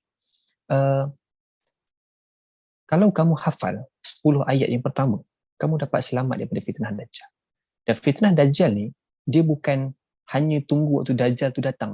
Dajjal memang satu individu dan dia bukan Dajjal tu datang semata-mata. Tapi kita sudah hidup di satu zaman yang penuh dengan Dajjali punya keadaan. Kita tengok dekat media sosial kita, mudah berlaku fitnah. Mudah sangat kita tersilap pandang pada orang. Dia terlalu mudah. Nak katanya kita hidup dalam keadaan zaman yang sudah disediakan pentas untuk Dajjal. Gitu. So sangat bahaya. Dan untuk kita selamatkan diri kita, kata Nabi SAW, kamu perhatikan, hafal kat sini. Hafizah ni, dalam dia baca hadis, dia bukan hafizah ni hafal secara literal. Hafal, orang tu hafal dapat lepas. Maksud hafizah ni ialah, dia hafal dan dia merenung jugalah. Sebab sahabat bila hafal, kalau kita tengok cerita-cerita tentang sahabat, dia orang kata, saya tak hafal ayat yang lain selagi ke mana, saya tak amalkan ayat ni, ataupun saya tak memahami ayat. So fahamlah kita bahawasanya maksud hafal kat sini apa? Maksud hafal kat sini dia bukan sekadar hafal, Tapi dia merenungkan dan juga memahami walaupun tidak secara mendalam. Sebab saya dah bagi tahu tadi tentang tafsir ini, ada orang yang mungkin kadang-kadang dia tak tahu tafsir secara mendalam sangat. Mungkin dia belajar Islamic Studies bidang tafsir lagi, mungkin dia tahu secara mendalam. Tapi ada orang mungkin dia tak belajar bidang tafsir, dia tahu secara sikit. It's okay, tak ada masalah. Ada orang tahu secara sedikit, tadabbur dengan yang sedikit. Ada orang tahu yang banyak, maka dia tadabbur yang banyak. Begitu. So, dan daripada Abu Sa'id Al-Khudri juga, Nabi SAW bersabda, barang siapa yang membaca surah Al-Kahfi pada hari Jumaat, maka Allah menyinarinya dengan cahaya antara dua Jumaat. Maka hari Jumaat ni, Allah gambarkan hari Jumaat ni dalam surah Al-Jumu'ah. Al-Jumu'ah, Allah kata, وَيُزَكِّيهِمْ وَيُعَلِّمُهُمُ الْكِتَابِ. Dalam surah Al-Jumu'ah Allah kata, waktu hari Jumaat ni antara waktu di mana kita renung balik apa yang kita lakukan dalam tempoh seminggu. Dan kita bersihkan balik hati kita. Itu pada hari Jumaat itu kita semayang, kita ada khutbah dan sebagainya untuk kita dengar balik kata-kata khutbah itu dan kita renung balik. Apa yang kita lakukan minggu ni, okey ke tak? Banyak buang masa ke, banyak tak buang masa? Tengok balik kepada iPhone tu. Dekat iPhone tu dia ada keluar tau, seminggu sekali. Average guna screen on waktu minggu ni. Dia tengok, wish 8 jam, wish teruk sangat ni. Kalau 8 jam tu memang kelas dia 7 jam satu hari, okey lah kot. Tak ada salah lah, maksudnya dia guna 1 jam. Tapi kelas dia satu hari, memang 7 jam ke 6 jam, tapi dia buka guna laptop. Handphone tiba-tiba 8 jam, nampak? Dia macam kita kena renung perkara tu, supaya kita uruskan masa kita dengan betul. Baik, dan Nabi kata, siapa yang baca surah Al-Kahfi ni, bahkan memahami lagi, jadi sekadar yang kita mampu lah, kalau kita tak mampu hafal, tak mampu faham sangat, membaca pun Allah akan beri kebaikan. Maksudnya tidak akan sia-sia langsung. Siapa yang buat satu amal sebesar darah pun Allah akan kira. So kita baca tu Allah akan berikan cahaya. Maksudnya nak kata cahaya itu akan bertambah, iaitu kita renung. Kita ni, diri kita akan penuh bercahaya apabila kita sentiasa menyedari dia. Maka dia macam, contohnya kita ni 7 hari tak sempat nak baca Quran ke apa, sibuk ke apa. At least hari Jumaat tu, ataupun Jumaat malam, ataupun malam Jumaat tu, fokus sekejap baca surah Al-Kahfi. Moga-moga bila fokus tu kita renung diri kita, ada cahaya nanti datang. So sampailah kepada Jumaat lagi, kita baca lagi. So sentiasa ada cahaya yang berterusan. Mudah-mudahan insya-Allah. Baik, kita masuk pada Al-Kahfi, kepada surah Al-Kahfi. Bismillahirrahmanirrahim. Surah Al-Kahfi ini, kita bawa maksud Al-Kahfi maksudnya apa? Gua. Maksudnya apa? Gua. Tapi kita pun terfikir-fikir, kenapa tak digunakan Al-Ghar? Gua juga ya. Lepas tu tadi adalah tu yang cakap, tadi bukan tak nak cakap ke pasal teknikal bahasa. Sebut juga. Saya akan cuba berpada lah, sedikit-sedikit saja. Yang rasa macam simple, very simple. Ini contoh yang simple lah. Okay, Al-Kahfi maksudnya ialah gunung, bukan gunung. Gua tu berada di tempat yang sangat tinggi, yang sukar untuk akses, yang mana gua ini biasanya kita akan panggil tempat ni Al-Kahfi apabila tempat ni ialah satu susah nak akses. Satu lagi tempat di mana tentera kalau dalam keadaan kesusahan macam dia punya kubu dah apa semua, dia akan cari perlindungan dekat sini. Maksudnya kahfi dekat sini ialah perlindungan yang kukuh. Maksudnya gua yang bersifat perlindungan yang kukuh. Apa beza dengan ghar?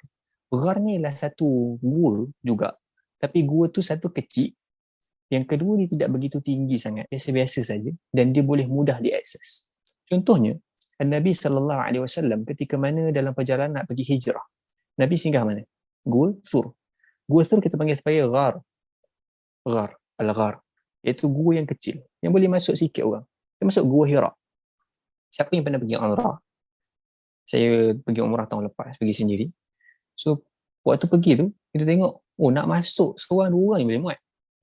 Semua berebut orang nak semayang dalam tu kan, tapi susah nak masuk sebab apa? Kecil sangat. Kita panggil sebagai ghar, iaitu kecil dan dia macam dia tak boleh bersifat perlindungan sangat.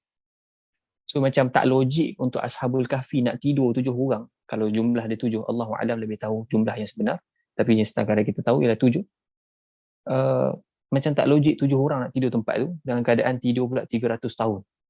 Macam tak muat ni. So ghar bukan tempat dia, tetapi kahfi. Maka dia membawa tema keseluruhan surah ni. Tema surah ni menceritakan tentang perlindungan daripada fitnah. Perlindungan daripada segala-gala fitnah, maka kita panggil sebagai Al-Kahfi. Sebab tu nama surah ni surah Al-Kahfi. Dan dalam surah ini kita ada 4 cerita. 4 cerita.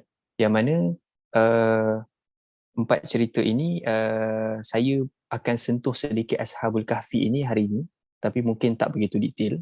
Tapi mungkin saya akan tambah baik lagi untuk next, sebab tadi kita fokus berkenaan dengan cara mengenali Al-Quran. So kita akan masuk sikit nanti minggu kedua, kita akan masuk Ashabul Kahfi dengan 2 kebun minggu kedua. Kemudian kita akan masuk Musa dan Khidir, dan yang terakhir kita akan masuk Zulkarnain. So setiap sesuatu ini dia membawa satu cerita yang ada kaitan dengan kita. Seperti yang saya bagi tahu tadi, tadabbur ini ialah kita nak bagi tahu bahawa Al-Quran ni sampai kepada kita. Al-Quran diturunkan untuk kita. Dia Al-Quran ni dia bukan sekadar nak bagi tahu tentang kedudukan Abu Lahab sebagainya. Kalau kedudukan Abu Lahab pun dah mati. So apa guna ayat tu kepada kita? So sebenarnya nak cerita tentang cerita Abu Lahab ialah cerita kita juga. Kualiti yang ada pada Abu Lahab ada kemungkinan boleh terkena pada diri kita. Begitu juga. So sama juga dekat dalam. Kualiti Ashabul Kahfi ialah kualiti yang possible untuk kita ikut. Kualiti pemuda-pemuda yang ada kualiti yang sangat power possible untuk kita ikut. Sebab cerita ni dia bukan cerita yang hanya cerita, tapi cerita tu cerita tentang kita. Okey, Ashabul Kahfi kita fokus dia akan menyentuh berkenaan dengan bagaimana penjagaan akidah. Baik, penjagaan akidah. Yang kedua, menyentuh tentang kisah 2 kebun yang menyentuh tentang fitnah ataupun bahaya harta. So satu fitnah tentang iman, yang kedua fitnah tentang harta. Dan kisah yang ketiga menyentuh tentang fitnah berkenaan dengan ilmu. Nabi Musa AS ni senior, dia alim ulama, profesor dalam bidang Taurat. Tiba-tiba Allah kata kamu kena pergi baca, kena belajar dengan orang lain, kena jumpa Khidir. Ataupun sebahagian pendapat mengatakan cara menyebutnya Khadir. So kena pergi kena jumpa Khadir. So buat apa nak jumpa? Dia dah power ni, profesor dalam bidang Taurat. Dia dah jaga dan dia punya pengalaman di dalam bidang pendidikan kepada Bani Israel dah dekat 40 tahun. 20 tahun awal tu, kemudian dia kena tahan 20 tahun lagi dekat tanah yang sangat lapang itu. Dia dah duduk dengan Bani Israel yang kepala otak mereka ni degil. Bani Israel ni sifatnya degil. Sebab kalau kita tengok dalam cerita Bani Israel ni, Nabi Musa dah selamatkan dia daripada Mesir, tiba-tiba sampai dekat, bayangkan dia dah perjalanan yang sangat-sangat jauh, tiba-tiba nak sampai kat Palestin. Beberapa langkah nak masuk Palestin. Tiba-tiba dia orang cakap apa? Oh, kamu masuklah ya. Kamu pergilah dengan Harun tu. Kami tak nak ikut. Punyalah dah selamatkan Bani Israel ni supaya dapat masuk Baitul Maqdis, tapi tak nak ikut sampai tengah jalan. Dah selamatkan main, dah pergi, dah selamat, dah nampak segala-gala mukjizat, tapi degil. So nak katanya Nabi Musa ni pengalaman dah power, tapi kenapa dia kena jumpa orang lain pula untuk belajar fitnah ilmu. Itu supaya kita tak rasa diri kita lebih baik daripada orang. Tentang ilmu ini. Yang keempat ialah tentang fitnah kuasa. Fitnah kuasa. Seseorang yang dapat kuasa, kita boleh belajar tentang macam mana Zulkarnain menguruskan kuasa yang dia ada. Baik, kita masuk sedikit tentang Ashabul Kahfi, tentang akidah. Baik, kisah Ashabul Kahfi, tuan-tuan, sahabat-sahabat sekalian, kita masuk sudut sejarah sedikit. Saya tak letak ke? Oh, saya tak sempat buat nota. Tak apalah. Saya sangka saya dah buat. Itulah, manusia bersangka-sangka. Rasa macam dah tulis tadi. Okay. Kat mana tadi? Okay. Ashabul Kahfi ni, dia lebih kurang beberapa ratus tahun sebelum daripada Nabi Musa dilahirkan. Maksudnya mereka ini dalam kelompok yang mengikuti Nabi Isa AS. Ini dari sudut sejarah dan dicatatkan dalam kitab Taurat. Dan kitab Taurat juga menyentuh berkenaan dengan kisah ini secara detail sebenarnya. Tapi detail-detail itu sudah masuk dengan penyelewengan, maka dia tak begitu bersih ceritanya. Jadi bila kita tengok dalam Al-Quran, Allah SWT, siapa yang ada mushaf boleh tengok pada mushaf, Allah SWT memulakan surah Al-Kahfi ini pada 10 ayat yang pertama. Sebenarnya 8 ayat yang pertama itu sebagai satu permulaan berkenaan dengan dia macam khitabullah lah, ataupun khutbah Allah, ataupun peringatan Allah kepada kita. So Allah Subhanahu Wa Taala memulakan surah ini dengan alhamdulillahilladzi anzala ala 'abdihi alkitab wa lam yaj'al lahu 'iwaja. Allah mengatakan bahawasanya segala puji bagi Tuhan, bagi Allah yang menurunkan kepada hamba-Nya Muhammad Al-Quran dan tidak menjadikan sesuatu yang bengkok pada Al-Quran ni ataupun terpesong. Yang ni sahabat-sahabat semua boleh baca sendiri. Cuma ni saya akan bagi poin-poin penting sahaja. Kemudian minggu hadapan kita akan mungkin masuk sedikit lebih mendalam insya-Allah. Minggu depan ke minggu satu lagi? Minggu satu lagi. 2 minggu lagi kan? Okey. Penggunaan alhamdulillah. Saya sentuh sikit. Kita biasa guna alhamdulillah, sebut terima kasih Allah, alhamdulillah. Alhamdulillah dia bukan sekadar maksudnya terima kasih. Alhamdulillah ialah gabungan antara pujian dan juga terima kasih. Seseorang dia biasanya kita akan mengasingkanlah puji itu satu bahagian, terima kasih satu bahagian. Biasanya jaranglah kalau kita jumpa kereta yang cantik, kita akan cakap terima kasih wahai BMW kerana telah menjadi sesuatu yang sangat cantik. Tak, kita tak boleh cakap itu.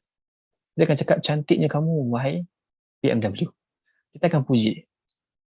Kita ada puji kereta ke? Kereta tu dijadikan oleh seseorang, maka kita akan puji pemilik dia selalunya. Okey. Kemudian kita berterima kasih, contohnya ada orang bagi barang kat kita, kita cakap terima kasih. So bila kita akan terima kasih dan puji dalam satu masa, apabila kita mendapat sesuatu yang menakjubkan, yang menyebabkan kita rasa macam oh, terima kasih, dan dalam masa sama kau pujian kepada Allah, macam tu. Maksudnya kita dapat satu perkara, maka kita cakap terima kasih ya Allah, dan masa sama pujian hanya kepadamu ya Allah yang memberikan kepada. Bila kita ada satu minda, alhamdulillah, ini satu minda yang kita tak ada rasa macam dengki sangat dengan orang.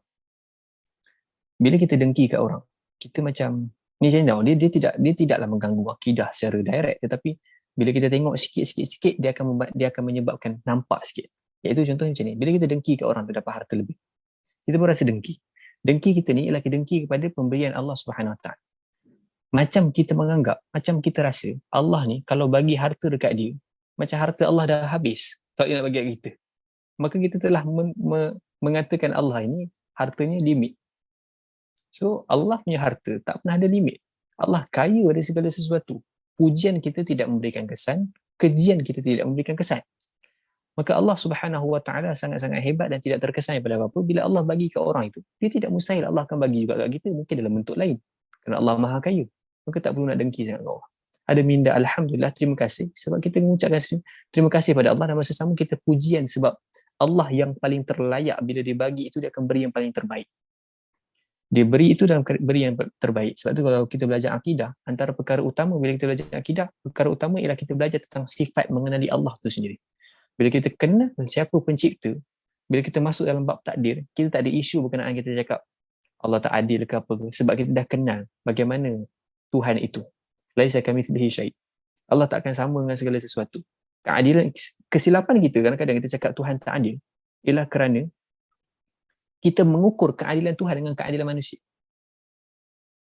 Contohnya dia macam orang tu dapat ni, kita tak dapat, cakap Tuhan tak adil lah. Tuhan bagi ke aku keburukan.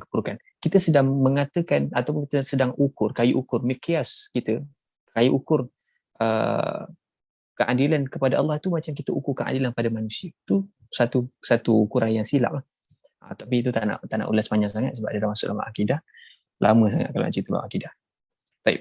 So alhamdulillahilladzi anzala ala 'abdihi alkitaba wa lam yaj'al lahu iwaja. Yang mana al-Quran ini Allah SWT jadikan walam yaj'al lahu iwaja. Iwaja maksudnya kebengkokan, sesuatu yang macam dia boleh lurus tapi tiba terbengkok sikit. Macam kita ada kawan yang tiba-tiba macam kawan kita ni jenis ada hari dia okey, ada hari dia macam tak ada apa nak okey sangat. Dia bukan gitu. Al-Quran ialah memang okey selamanya dan dia straight, dia terus. Dan di dalam surah ini, khususnya dalam kisah Al-Kahfi, kita fokus kepada tema dia ialah fokus. Tema utama dalam cerita Al-Kahfi ialah fokus. Saya cerita secara ringkas dulu tentang Al-Kahfi. Pemuda Al-Kahfi ni adalah pemuda yang hidup pada satu zaman yang mana kerajaan ketika itu kerajaan yang tidak membenarkan keimanan pada Allah itu ada. Dia satu kerajaan yang diktator. Dia bukan sekadar diktator pada hak-hak rakyat, tapi juga hak-hak kepercayaan. Dia bukan negara sekular lah. Negara sekular ialah negara yang, tapi tak semua sekular berjaya. Ada sekular yang gagal. Contoh sekular ni ialah kebebasan. Dia beri, kamu nak agama ni boleh, kamu nak negara ni boleh, nak agama ni boleh, kami tak kacau. Maksudnya tak ada agama rasmi lah macam tu. So negara itu ialah dia dia tak ada agama, dia ada agama rasmi, tapi dalam masa yang sama dia tidak memberikan hak kepada orang lain nak memeluk agama yang diorang nak. So pemuda Al-Kahfi ni semuanya beriman kepada Allah Subhanahu Wa Taala, pengikut Nabi Isa. Lalu mereka ni duduk satu ketika yang mana mereka orang muda dan mereka nak selamatkan, sebab nak selamatkan iman mereka, mereka lari daripada negara itu. Mereka lari daripada negara itu sebab kita macam tak apa nak faham kenapa nak selamatkan iman kena lari, tak boleh ke buat dekat dalam rumah ke apa. Kita kena faham, kalau sampai dia lari, maksudnya apa? Ekstrim gila lah dia punya pemerintah ni. Maksudnya sampai nak semayang diam-diam dekat dalam rumah pun tak boleh. Memang teruk sangat dia punya kerajaan. Nak katanya memang agaknya lah, wallahu alam, mungkin macam Uyghur yang mana mereka ini kena masuk camp. Sebab pun mereka ni beriman, siapa yang pernah dengar cerita Uyghur, diorang ada satu camp yang mana camp tu kononnya camp pembersihan. Nak buang ideologi Islam ataupun idea-idea tentang Islam dekat dalam jiwa diorang ni, buang. Bahkan dekat dalam tu sekali ada kes rogol sekali, teruknya kalau untuk orang-orang yang beriman. Siapa yang kalau boleh tahu, ambil tahu tentang Uyghur ni sangat-sangat baik, sebab mereka ni antara orang-orang yang tertindas tapi tak mendapat tempat dalam perbincangan ataupun tak dapat tempat dalam suara. Kesian kat diorang ni, kesian Allah. Jadi ibaratnya begitu, mungkin mereka ni dalam keadaan sukar sangat sampai kan mungkin akan diseksa orang-orang yang berfahaman lain daripada perkara itu. Macam kalau kita tengok pada Abbasiyah, zaman Abbasiyah pun, Imam Ahmad dia pernah dipenjara. Sebab apa? Kenapa Imam Ahmad dipenjara? Sebab dia berbeza pendapat berkenaan dengan Quran ni ialah kalamullah, bukan makhluk. Ketika itu khalifah berpegang dengan Mu'tazilah mengatakan Quran ni makhluk. Itu pun nak katanya perkara yang macam tu pun sampai boleh masuk penjara. Kita tak boleh bayang zaman ni macam mana pemerintahnya berbunyi zalim. Maka mereka lari satu tempat, masuk dalam gua, dan gua ni kita tahulah masing-masing cerita ni adalah cerita yang arif. Saya tak cerita secara teknikal sangat pada hari ni. Mereka masuk dalam gua, kemudian rasa macam, kemudian mereka tidur. Sebelum mereka tidur, mereka doa satu perkara. Ini doa dia. Doa ni sangat-sangat baik untuk diamalkan. Doa ayat 10. Qalu, mereka berkata, mereka berdoa, Rabbana atina min ladunka rahmah wa hayyi' lana min amrina rasyada. Pada ayat 10. Mereka berkata, wahai Tuhan kami, kurniakanlah rahmat kepada kami. Berikan rahmat. Rahmat ini adalah kasih sayang. Yang mana kasih sayang tu dia tak tahu apa kasih sayang Allah yang terbaik untuk dia. Tapi dia nak kasihan daripada Allah. So kadang-kadang dalam kehidupan kita tak tahu nak minta apa. Betul? Kadang-kadang kita macam, saya pribadi saya pergi Mekah. Saya sampai depan Kaabah. Saya tak tahu. Saya nak minta apa yang sebenarnya dalam hidup ni. Sebab saya fikir balik ni macam permintaan ni macam sebenarnya rupanya bukan yang terbaik untuk saya. Sampai saya tak tahu saya nak minta apa. Maka ini antara doa yang baik. Ya Allah, berikan rahmat dalam hidup kita. Bila Allah berikan rahmat ke dalam kehidupan kita, Allah tahu dan Allah kasihankan kita. Allah beri kasih sayang pada kita. Kasih sayang yang kita dapat itu yang paling terbaik. Okey. Kemudian kemudian mereka berdoa lagi. Bila dunka rahmah wa hayyi' lana min amrina rasyada. Dan berikanlah. Wahayyi' ni macam beri, tapi dia boleh juga membawa maksud dia macam tukarkan ataupun kau ambil kuasa terus macam tu. Contohnya wahayyi' lana min amrina, macam berikanlah, dia terjemah apa? Berikanlah petunjuk yang benar dalam urusan kami. Kalau kita tengok tafsir, dia more kepada macam ni. Dia boleh bawa maksud kepada engkau berkuasa atas segala sesuatu, kau berilah rahmat kepadaku, wahayyi' lana min amrina, dan kau boleh suka-suka saja tarik daripada apa yang urusan kami. Urusan kami ni macam contohnya plan kita. Tukarlah apa-apa pun rasyada, dengan sesuatu yang rasyada, iaitu petunjuk yang benar. So kadang-kadang dalam kehidupan kita tak tahu apa yang patut kita ditukarkan supaya kita dapat petunjuk yang benar. Maka mereka ini dalam keadaan yang, bayangkan berlari daripada satu negara keluar, mungkin waktu tu ada pasport, saya tak sure zaman tu ada pasport ke apa, mungkin kita boleh tengok dari sudut sejarah lah. Tapi bayangkan dia keluar daripada negara, mungkin ada immigration ke apa, dia keluar lari satu tempat, masuk kat satu gua yang kita dah cakap tadi, Al-Kahfi tinggi, susah nak access. Kemudian mereka macam, aku tak tahu kita nak makan apa esok, tempat tinggal pun rasa macam tidurlah kejap kat sini, kita tak tahu musim apa waktu ni, datang musim sejuk, menyebabkan mereka kena tidur dekat gua pula tu. Kita tak tahu apa yang mereka lalui. Apabila Allah merakamkan Al-Quran dan mengekalkan sesuatu kisah dalam Al-Quran, maksudnya kisah ni special. Dia bukan sekadar kisah simple yang kita faham begitu. Dari sesuatu yang berlaku. Maka dia dalam keadaan begitu, mereka berdoa, Ya Allah berikan aku kasih sayang. Dan tukarkanlah apa-apa daripada urusan aku ini, yang aku rasa macam sangka baik, tapi dengan rasyadah. Sebab Allah lebih tahu yang terbaik itu. Maka mereka rancang untuk tidurlah kejap.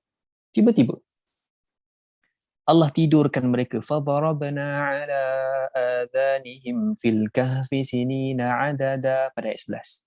Lalu kami tidurkan mereka. فَضَرَبْنَا ni dia macam dia menutup, dia boleh maksud juga menutup telinga tu. Maksudnya ibaratnya telinga mereka ni tidur selama 300 tahun. Bayangkan, lama gila 300 tahun tu. Telinga mereka tak terganggu dengan mungkin orang kat luar tengah bising ke, ataupun anjing tiba-tiba menyalak ke, ataupun kawan dia berdengkur. Tak terganggu. Kita kalau, saya tak tahulah, saya pernah hidup dalam asrama waktu sampai kat Turki tu. Saya ditakdirkan dapat roommate yang daripada negara luar yang Masya Allah dia punya bunyi tu. Ini memang standard negara luar yang tinggi punya bunyi. Seperti mana memang cakap dia pun style tinggi. Dia orang Arab, nada ada tinggi. Macam tu juga dia berdengkur. Jadi saya rasa macam, kalau saya tak tidur sebelum dia, saya memang tak boleh tidur. Tetapi, pemuda Al-Kahfi ni, فَضَرَبْنَا عَلَىٰ آذَانِهِمْ, tutup telinga mereka ni, tidur mereka dengan senyap-nyenyaknya, sampai mereka ni dalam keadaan yang tak dengar apa. Lena betul lah. Fil kahfi sinina, dalam gua itu, dalam tempoh beberapa tahun, dalam tempoh yang begitu banyak tahun, begitu banyak bilangan. Dan ketika itu, selepas 300, kita boleh bagi tahu macam ni lah. Pada ayat 10, dia menceritakan tentang sebelum mereka tidur. Ayat 11 menceritakan tentang keadaan mereka tidur. Ayat 12 menceritakan tentang selepas mereka tidur. Okey.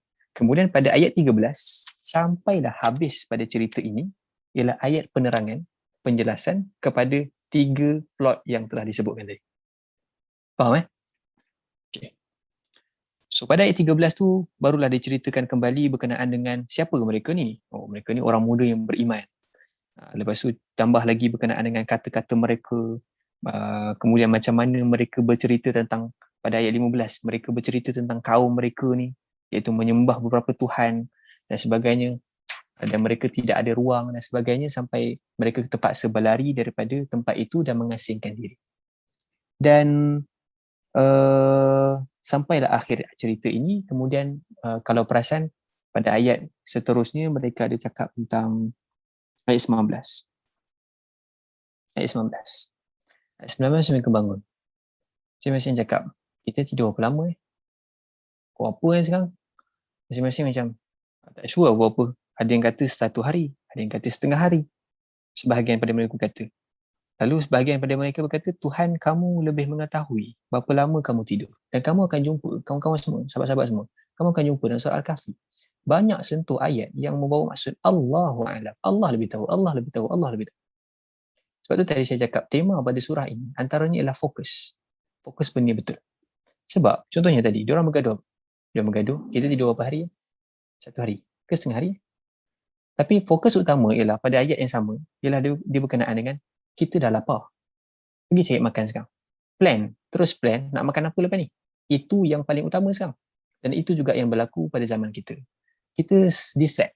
Mudah ada distraction yang sangat banyak. Sampai kita tak fokus apa yang kita nak capai. Tak fokus apa yang sepatutnya kita fokus.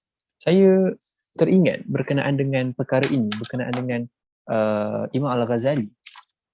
Sebelum sebut kalimat Imam Al-Ghazali, saya teringat Hamzah Yusuf. Dia pernah ceritakan satu keadaan di mana orang kita ni sedang mengalami spiritual Alzheimer.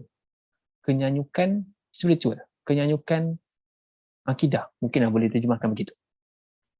Apakah benda tu maksudnya? Maksudnya kita sudah menganggap apa yang kita lakukan dalam kehidupan hanya rutin semata-mata. Semayang.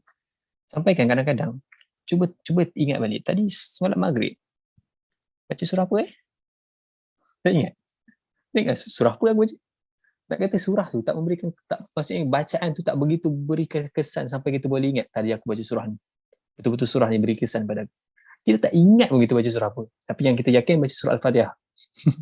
Itu sajalah. Sebab apa kita, ataupun kadang-kadang mungkin kita balik daripada khutbah. Kemudian kawan kita tanya, tadi tempat kau khutbah siapa?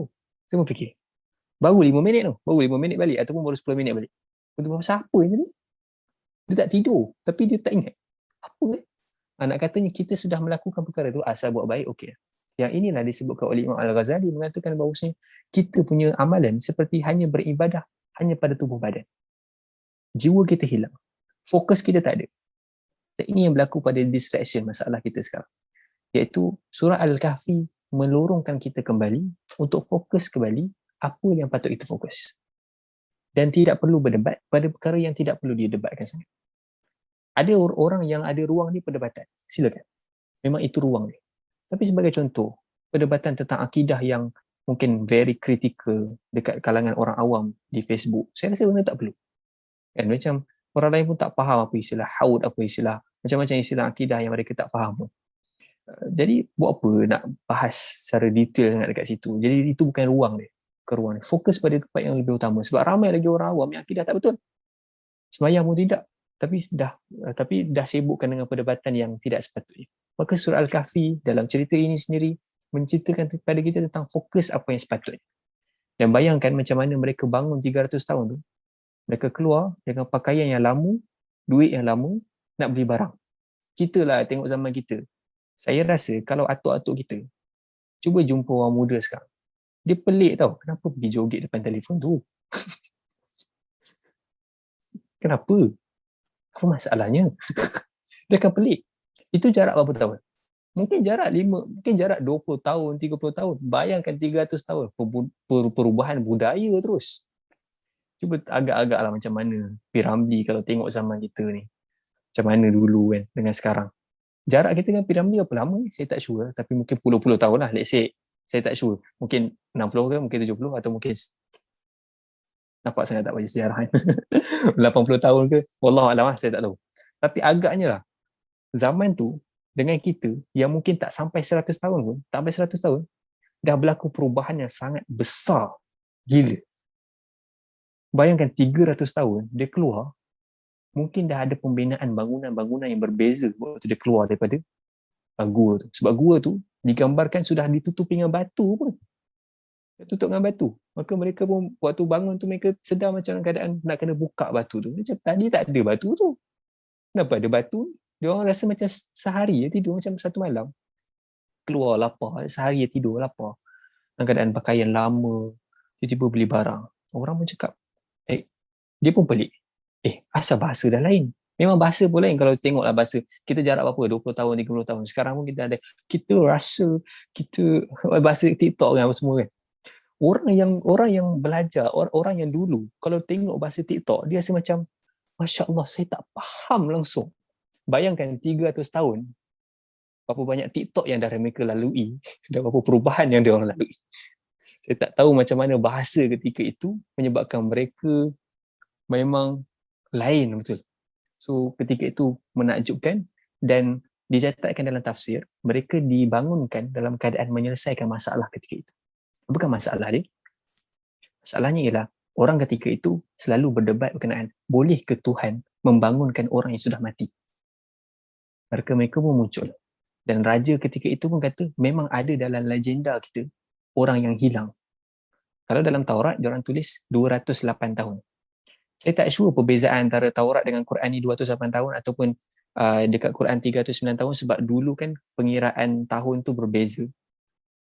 Adakah disebabkan itu ataupun disebabkan penyelewengan dalam Taurat, saya tak sure. Saya mungkin perlu buat kajian lagi berkenaan perkara tu. Tapi ala kulli hal, lamalah tempoh yang lama. So raja ketika itu pun raja yang sudah baik, raja yang sudah ada agama, dan dia keluar tu nampak banyak masjid. Apa satu malam ada masjid tiba-tiba? Apa yang berlaku pada malam tadi? Lalu kita tengok balik doa dia. Doa apa tadi? Doa dia, kurniakan kepada kami kasih sayang. Mungkin kasih sayang Tuhan ialah kau diselamatkan daripada mengharungi Apa lagi yang kau mungkin tak mampu harungi sebab mungkin dia dah berdakwah ke apa, dah tak larat sampai dia terpaksa beruzlah. Kemudian kasih sayang Allah ialah bagi dia rehat. Kemudian daripada rehat itu Allah gantikan yang menjadi rasyada. Gantikan urusan yang mungkin plan dia nak pergi negara lain ke apa tu, tapi gantikan dengan mereka tidur dan bahkan mereka bangun, mereka menyelesaikan masalah ketiga itu. Orang kata, beginilah Allah membangunkan. Dan dalam Al-Quran Allah kata, dalam surah ni, ayat awal tu Allah kata, ayat 9.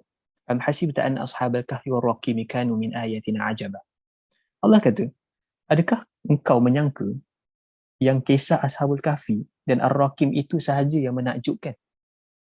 Antara tanda-tanda yang membuktikan kuasaan kami. Nak kata Allah beritahu, even 300 tahun yang aku bagi tunjuk contoh kat engkau ni sekarang, itu sebenarnya dia bukanlah keajaiban yang hanya satu-satu keajaiban saja. Bahkan Allah boleh bangunkan segalanya daripada tak ada kepada ada, daripada kita dia matikan kemudian wujud sebagainya. Maka tak ada perkara yang mustahil. Maka daripada cerita ini banyaklah perkara yang kita belajar berkenaan dengan bagaimana sepatutnya kita melihat bahawasanya Allah boleh laksanakan apa-apa yang Allah mahukan, walaupun dia macam tak nampak sebab akibat ke apa, Allah boleh laksanakan. Merentasi sains, sebab Allah memiliki sains, Allah boleh merentasi sains dan sebagainya. Dan kita juga belajar tentang fokus. Bukan hanya kita fokus tentang kita tidur sehari ke 2 hari ke 3 hari ke, kita nak makan apa sekarang. Begitulah. So macam kita mengurus masa juga, adakah hari kita dipenuhi dengan baca gosip, contohnya berlakunya pergaduhan antara grup K-pop dan juga siapa yang start pada J, Jannah ni. Contohnya lah, saya tak tahu sangat isu dia, tapi sampai kita rasa macam apa yang berlaku ni, maka kita pun cari, kita search dekat laman web ni, search kat laman web ni, search kat laman web ni. Nampak tak? Kita dah hilang priority. Surah ini menjelaskan balik pada kita, tengok balik kita punya priority, tengok balik jalan kita, betulkan balik. Wallahu alam, saya rasa dah terlebih masa. Kalau soalan silakan.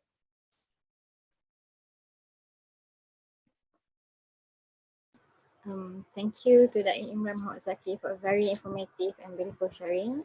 Alhamdulillah, for the first series, inshallah we have learned the meaning and importance of tadabbur, and then the fadilat of the Surah Al-Kahfi itself, and a bit of a background story of Ashabul Kahfi. And if you don't remember all, maybe a take-home message from this talk today will be that to stay focused, especially in our life as a mu'min to Allah Subhanahu Wa Taala. So we'll now move on to the Q&A session.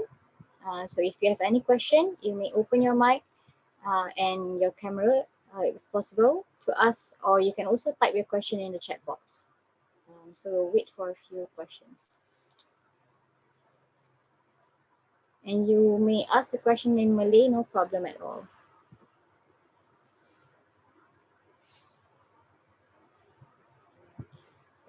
Actually, while waiting to the Imran, I have a question.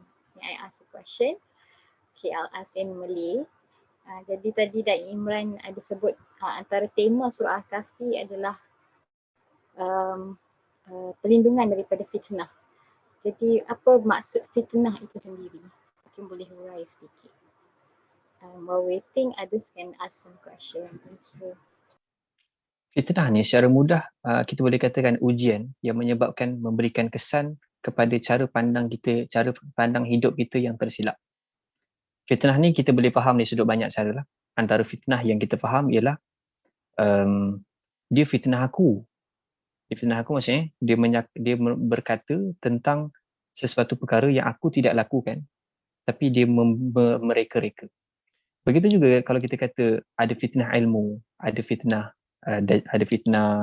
akidah, ada fitnah apa lagi kita sebut tadi, fitnah kekuasaan dan juga fitnah harta. Menunjukkan bahawasanya seseorang itu dapat harta tapi dia misleading ataupun dia salah faham. Dia salah faham dan juga dia menyangka harta dia ni sebagai benda yang kekal. Harta dia boleh selamatkan dia. Ilmu dia ialah tanda dia orang yang hebat. Dia tidak menjadi orang yang rendah diri. Maksudnya dia telah terkena fitnah. Iaitu dia telah kita panggil apa ya? Ujian itu telah menyebabkan dia tersalah faham konsep dan dia telah menjadi orang yang kufur daripada Tuhannya. Maka itu secara mudah dari sudut fitnah. Clear ke insyaAllah? InsyaAllah, very clear, insyaAllah. Terima kasih. So do we have any question from the floor? Saya ada soalan. Sure. Saya Sorry. Dari siapa Saya tak nampak. Okay. Saya Nik Mustaqim. Saya nak bertanya tentang saya biasa dengar kalau kita tak setiap hari Jumaat, kalau kita tak mampu baca keseluruhan surah Al-Kahfi, kita boleh baca 10 ayat terakhir dan 10 ayat terawal dan terakhir. Kalau kita buat macam tu, bukankah dari segi maksud tu dah terpotong banyak? Dan betul ke fadilat sama macam kita baca keseluruhan surah Al-Kahfi? Baik. Sekian saja. Soalan yang sangat baik. Soalan yang sangat baik dan soalan yang praktikal. Berkenaan dengan, boleh tak kita baca 10 muka je? 10 muka tak. 10 muka tu full. 10 muka lah habis kan. 10 ayat awal, 10 ayat akhir. Dua-duanya disebut dalam hadis. Kedua-duanya hadis sahih. Tiada masalah. Dari sudut makna, kalau kita tengok Al-Quran ni, sahabat-sahabat sekalian, dia ada pecahan-pecahan topik, pecahan bab. So bila Nabi SAW dia memberitahu 10 ayat awal, 10 ayat akhir, dia macam satu tema tau. Pada 10 ini dia membahaskan hampir tema keseluruhan dalam surah ini, dan juga tema yang terakhir juga menyentuh berkenaan dengan kita revise balik 10 yang terakhir itu ialah tema dan juga pembinaan sikap dan juga teguran. Maka dia tidak mengganggu dari sudut maksud. Adapun dari sudut adakah kita panggil apa akibat, bukan akibat biasa kita untuk buruk. Apa sinonim akibat? Kesan, hadiah. Lebih kurang gitulah. Dia punya fadilat ataupun adakah sama fadilat. Ada sama dengan orang yang baca banyak dengan orang yang tak baca banyak. Maka fadilat ni ataupun pahala, kalau kita kata pahala, Allahu a'lam. Allah lebih tahu. Sama juga dalam kita boleh kata macam ni. Seseorang yang baca, contohnya ada ayat berkenaan dengan baca surah Al-Ikhlas macam 1/3 membaca Al-Quran. Adakah maksudnya kita dapat pahala? Adakah maksudnya kita tak payah baca separuh, tak payah baca 10 juzuk dan kita baca satu surah itu, pahala kita sudah selesai itu? Jawapannya tidak. Maksud hadis dekat situ ialah 1/3 ni maksudnya konten yang ada di dalam Al-Quran, kalau kamu tak mampu nak faham, kamu faham daripada surah Al-Ikhlas sahaja, dia macam kamu baca 1/3, iaitu tentang tauhid. Sebab tu saya macam kawan-kawan, contohnya ada kawan-kawan yang mungkin dia selalu dengar perlawanan ataupun gaduh-gaduh yang tak kesudahan antara Asy'ariyah, Maturidi dan juga Salafi, tapi dia nak memahami akidah dengan baik. Saya sentiasa mencadangkan untuk memahami surah Al-Ikhlas dengan baik. Kerana Al-Ikhlas dengan baik, cara faham pada Al-Ikhlas dengan baik, itulah akar yang sudah selesai segalanya. Dah selesaikan akar kepada akidah itu, dan dia 1/3 dalam Al-Quran. Sebab Al-Quran ni keseluruhannya, hampir keseluruhannya memang cerita tentang akidah. Kita kena betul bagaimana kita respon sesuatu, akhlak kita, ibadah kita dan sebagainya. So 1/3 tu macam kita cerita tentang tauhid. Sentiasa kita betulkan diri kita tentang tauhid. Termasuk lagi bila kita tengok macam mana kisah-kisah Nabi, semuanya nak kuatkan iman. Bagaimana Nabi SAW nak dikuatkan iman, ada cerita-cerita Nabi lain. Sebagai contoh, kita sedih? Ya, kita sedih. Nabi Yaqub sedih. Nabi Yaqub sedih sampai digambarkan wabayaddat ainahu. Macam mana tak masuk wabayaddat? Putih mata dia. Sebagian ulama mengatakan buta. Kita berfikir, wajarkah seorang Nabi menangis sampai buta? Lalu kita tengok dalam ayat yang lain, Allah SWT bagi tahu, Nabi juga manusia. Cumanya Nabi ni diberikan wahyu. Maka kalau Nabi sedih, Nabi juga sedih. Sedih bukan tanda lemah iman. Maka kita pun dapat belajar dekat situ bahawasanya, contohnya kalau kita dalam keadaan kita dalam society yang suka menghukum sebagai contoh, tapi kita ni ada benda yang kita sedih simpan lama, maka kita boleh belajar daripada Nabi Yaqub misal. Itu contohlah apa yang ada dalam Quran. So kita kembali balik dalam surah Al-Ikhlas tadi. Al-Ikhlas tadi contohnya bukanlah maksudnya bila kita baca 3 kali Al-Ikhlas, khatam dah aku hari ni. Even sebelum ni ada yang siapa yang pernah sebut, mungkin ada yang pernah dengar hadis tentang kalau kamu nak tidur tu sila baca ini menyamai satu Quran. Ada sebahagian hadis yang perkara itu, saya tak ingat hadis ni, saya tak boleh nak ni, tapi ada sebahagian hadis tu daif dan ada yang jiddan, tapi saya tak boleh nak bagi tahu sebab saya tak bawa dia punya hadis dan saya tak hafal, kebetulan saya tak hafal hadis tu, saya minta maaf. Tapi berkenaan dengan 1/3 tu bukan maksudnya kita baca 1/3 pahala kita macam tu, tapi isi konten. Begitu juga macam kita baca surah Al-Kahfi ni, Allah lebih tahulah tentang kita punya pahala tu. Boleh jadi orang tu baca satu 10 muka tu. Ada orang dia tak baca 10 muka, tapi disebabkan keikhlasan dia baca 10 ayat awal, 10 ayat akhir, dan itu yang dia mampu untuk lakukan dengan masa yang terbatas. Mungkin pahala lebih banyak daripada orang yang baca habis, tapi mungkin dia just baca tapi dia tak reflect ke, atau mungkin dia just baca nak baca sedap-sedap ataupun takat nak baca sebab ada orang kawan-kawan lain baca ke. Dia akan bergantung. Allah Maha Adil dalam meletakkan kayu ukur ataupun pahala seseorang dan fadilat seorang. Contohnya macam kita tak boleh kata, kalau kita di sisi kita ialah orang yang contohnya macam ada seorang lelaki datang kelas awal dengan seorang perempuan datang kelas awal, kita boleh kata oh diorang ni boleh bagi merit yang sama. Kita di sisi kita begitu. Tapi di sisi Allah Subhanahu Wa Taala, apa yang Allah akan berikan, pahala yang akan berikan semuanya berbeza. Contohnya seorang lelaki ni dia datang cepat sebab dia tak pernah ada masalah untuk datang cepat. Tapi perempuan ni bayangkan, mungkin hidup dia susah, dia pernah tolong mak dia jual kuih dulu pagi tu, macam-macam benda dia buat, tapi datang awal. Adakah pahala mereka sama? Rupanya tidak. Allah Maha Adil dan Allah sangat teliti. Allah Latif wa Khabir. Allah sangat teliti pada apa, Allah sangat teliti dan Allah sangat Latif Khabir ni lembut dan juga teliti. Sangat-sangat teliti. Even cuba kita fikir kadang sambil-sambil kita duduk, kita nampak rumput. Rumput yang tumbuh tu, hari ni yang ni naik sikit, ni bawah sikit, yang tu bawah sikit, tu atas sikit. Semuanya Allah tahu. Allah aturkan bagaimana satu persatu tu. Itu rumput yang kita nampak. Rumput yang kita tak nampak. Segala apa yang kita tak nampak. Setiap sesuatu itu Allah tahu aturan-aturannya. Allah sangat latif. Allah sangat khabir. Jadi janganlah kita tiba-tiba rasa macam nak buat benda maksiat ke apa. Allah latif wa khabir. Benda-benda kecil yang tu Allah boleh nampak. Kita kalau Allah tak nampak, Allah Maha melihat. Allah latif wa khabir. Wallahu a'lam. Saya tak tahu saya menjawab soalan tak, saya harap menjawab. Thank you. Terima kasih. And thank you to the one asking the question. Do you have any other question? Maybe one more? Saya Sure. saya pernah dengar like someone kata like lebih baik fitnah dajjal ni terlalu besar dan lebih baik untuk kita berharap kita tak perlu ada pun untuk hadapi fitnah dajjal tu sendiri. So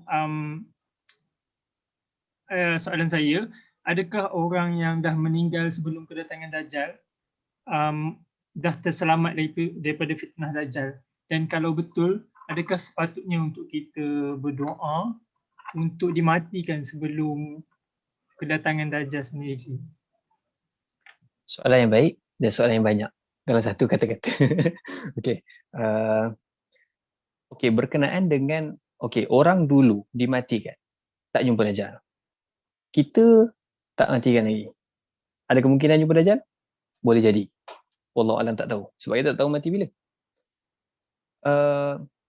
Saya mungkin tak dapat nak jawab dengan memuaskan hati.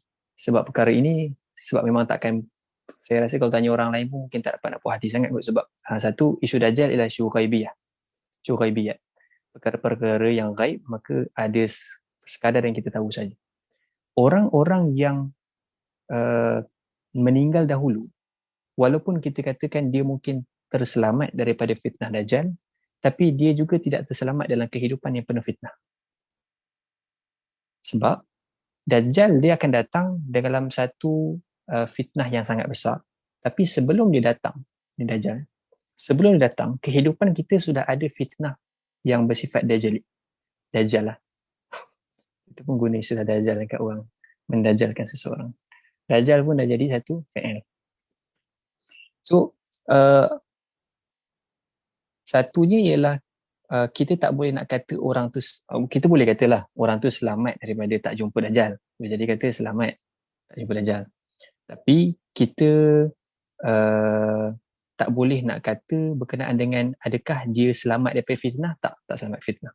Dan orang yang berada di hadapan juga ialah dia juga mungkin terselamat daripada fitnah Dajjal, tapi dalam masa yang sama boleh jadi Allah matikan. Saya tak boleh jawab soalan yang pertama. Saya sukar nak jawab itu sebab dia melibatkan orang mati dulu ni lebih baik daripada kita ke ataupun mati kemudian lebih baik. Saya rasa itu mungkin soalan akar dia.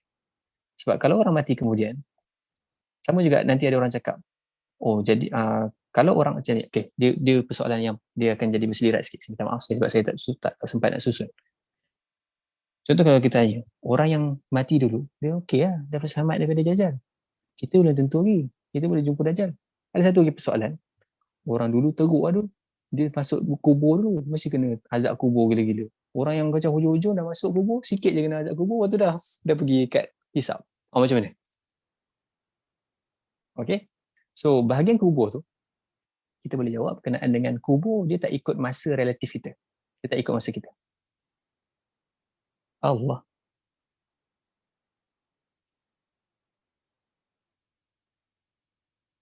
Saya terkeluar ke? Oh, tak. Ada orang call saya. Kenapa orang call saya? Siapalah saya untuk di call? Okay. Kapan tadi? Okay. Berkaitan dengan kubur, dalam kubur dia relatif. Contohnya, kubur ni dalam akidah kita sebut siapa yang akan masuk ke syurga ataupun dia baik, maka dia akan, kubur ni macam taman-taman syurga. Dan neraka dia akan jadi macam lembah neraka. Tempoh dia tu ialah tempoh mengikut kadar dia. Kadar seseorang itu. Maksudnya walaupun orang tu baru je meninggal. Contohnya dia baru jumpa Dajjal.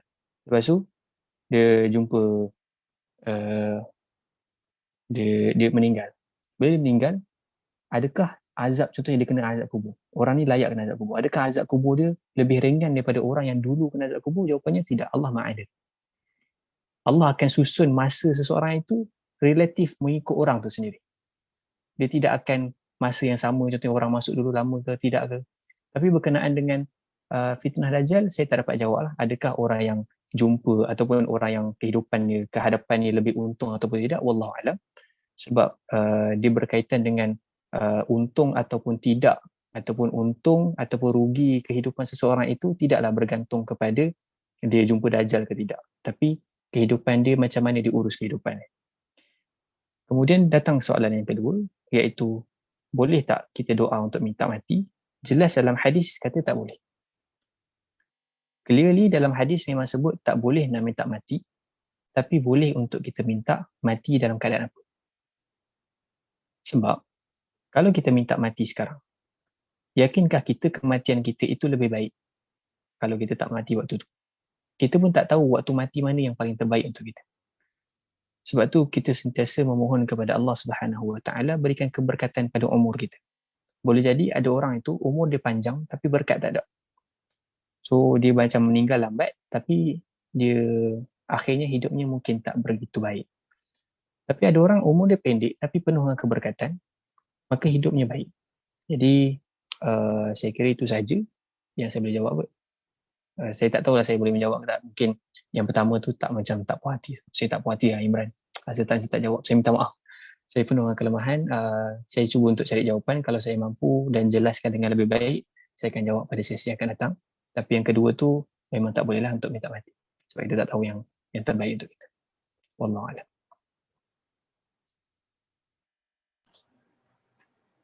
Thank you to Dai Imran and brother who asked the question. So I think that's all for today's Q&A. We pray to Allah Subhanahu Wa Taala, may He make us among the Hamalatul Quran, those who read the Quran, who share its teaching, and also practice the teaching themselves. Allahumma amin ya Allah. So now, dear participants, I would like to remind everyone to join the quiz for this Tadabbur session, which will be conducted next Friday. So stay tuned, all the informations regarding the quiz and also the Tadabbur session after this in Al-Kahfi Challenge WhatsApp group. So for those of you who haven't joined the WhatsApp group, please do so. There's no harm of joining it. It's just sharing informations about this program, every and each of it. So don't forget to fill in the registration and feedback form in the chat box also. Before we dismiss, I would like to ask all the participants to open your camera if possible for the photography session. So we will give you a bit of time for you to get ready and open the camera. And I pass this session, photography session, to the committee in charge.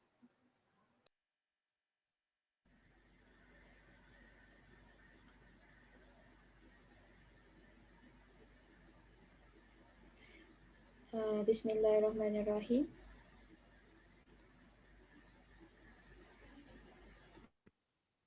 Alhamdulillah Rabbil Alamin. Okay. Pada praktek, sorry. Brother Imran Zaki boleh ke tutup stop sharing dulu? Kita nak ambil gambar full. Saya masih sharing ya. Minta maaf. Tak. Agaknya. Thank you so much. Okay, while waiting semua, saya ajak semua lah untuk buka kamera. Kita imarahkan lagi gambar ni, gambar program ni.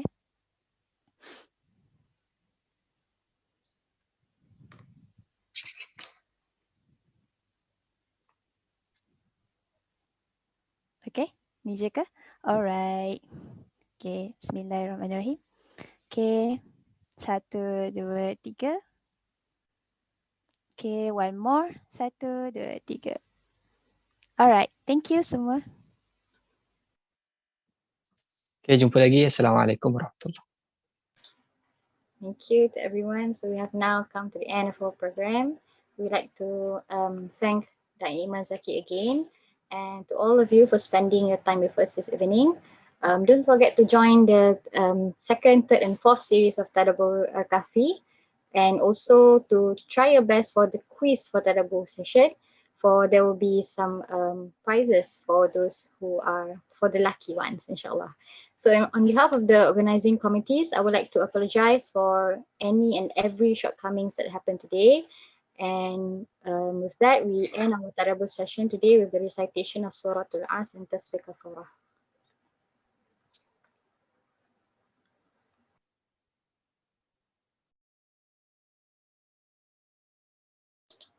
Thank you everyone. Jazakumullah khairan katsira. Sampai bertemu lagi. Terima kasih.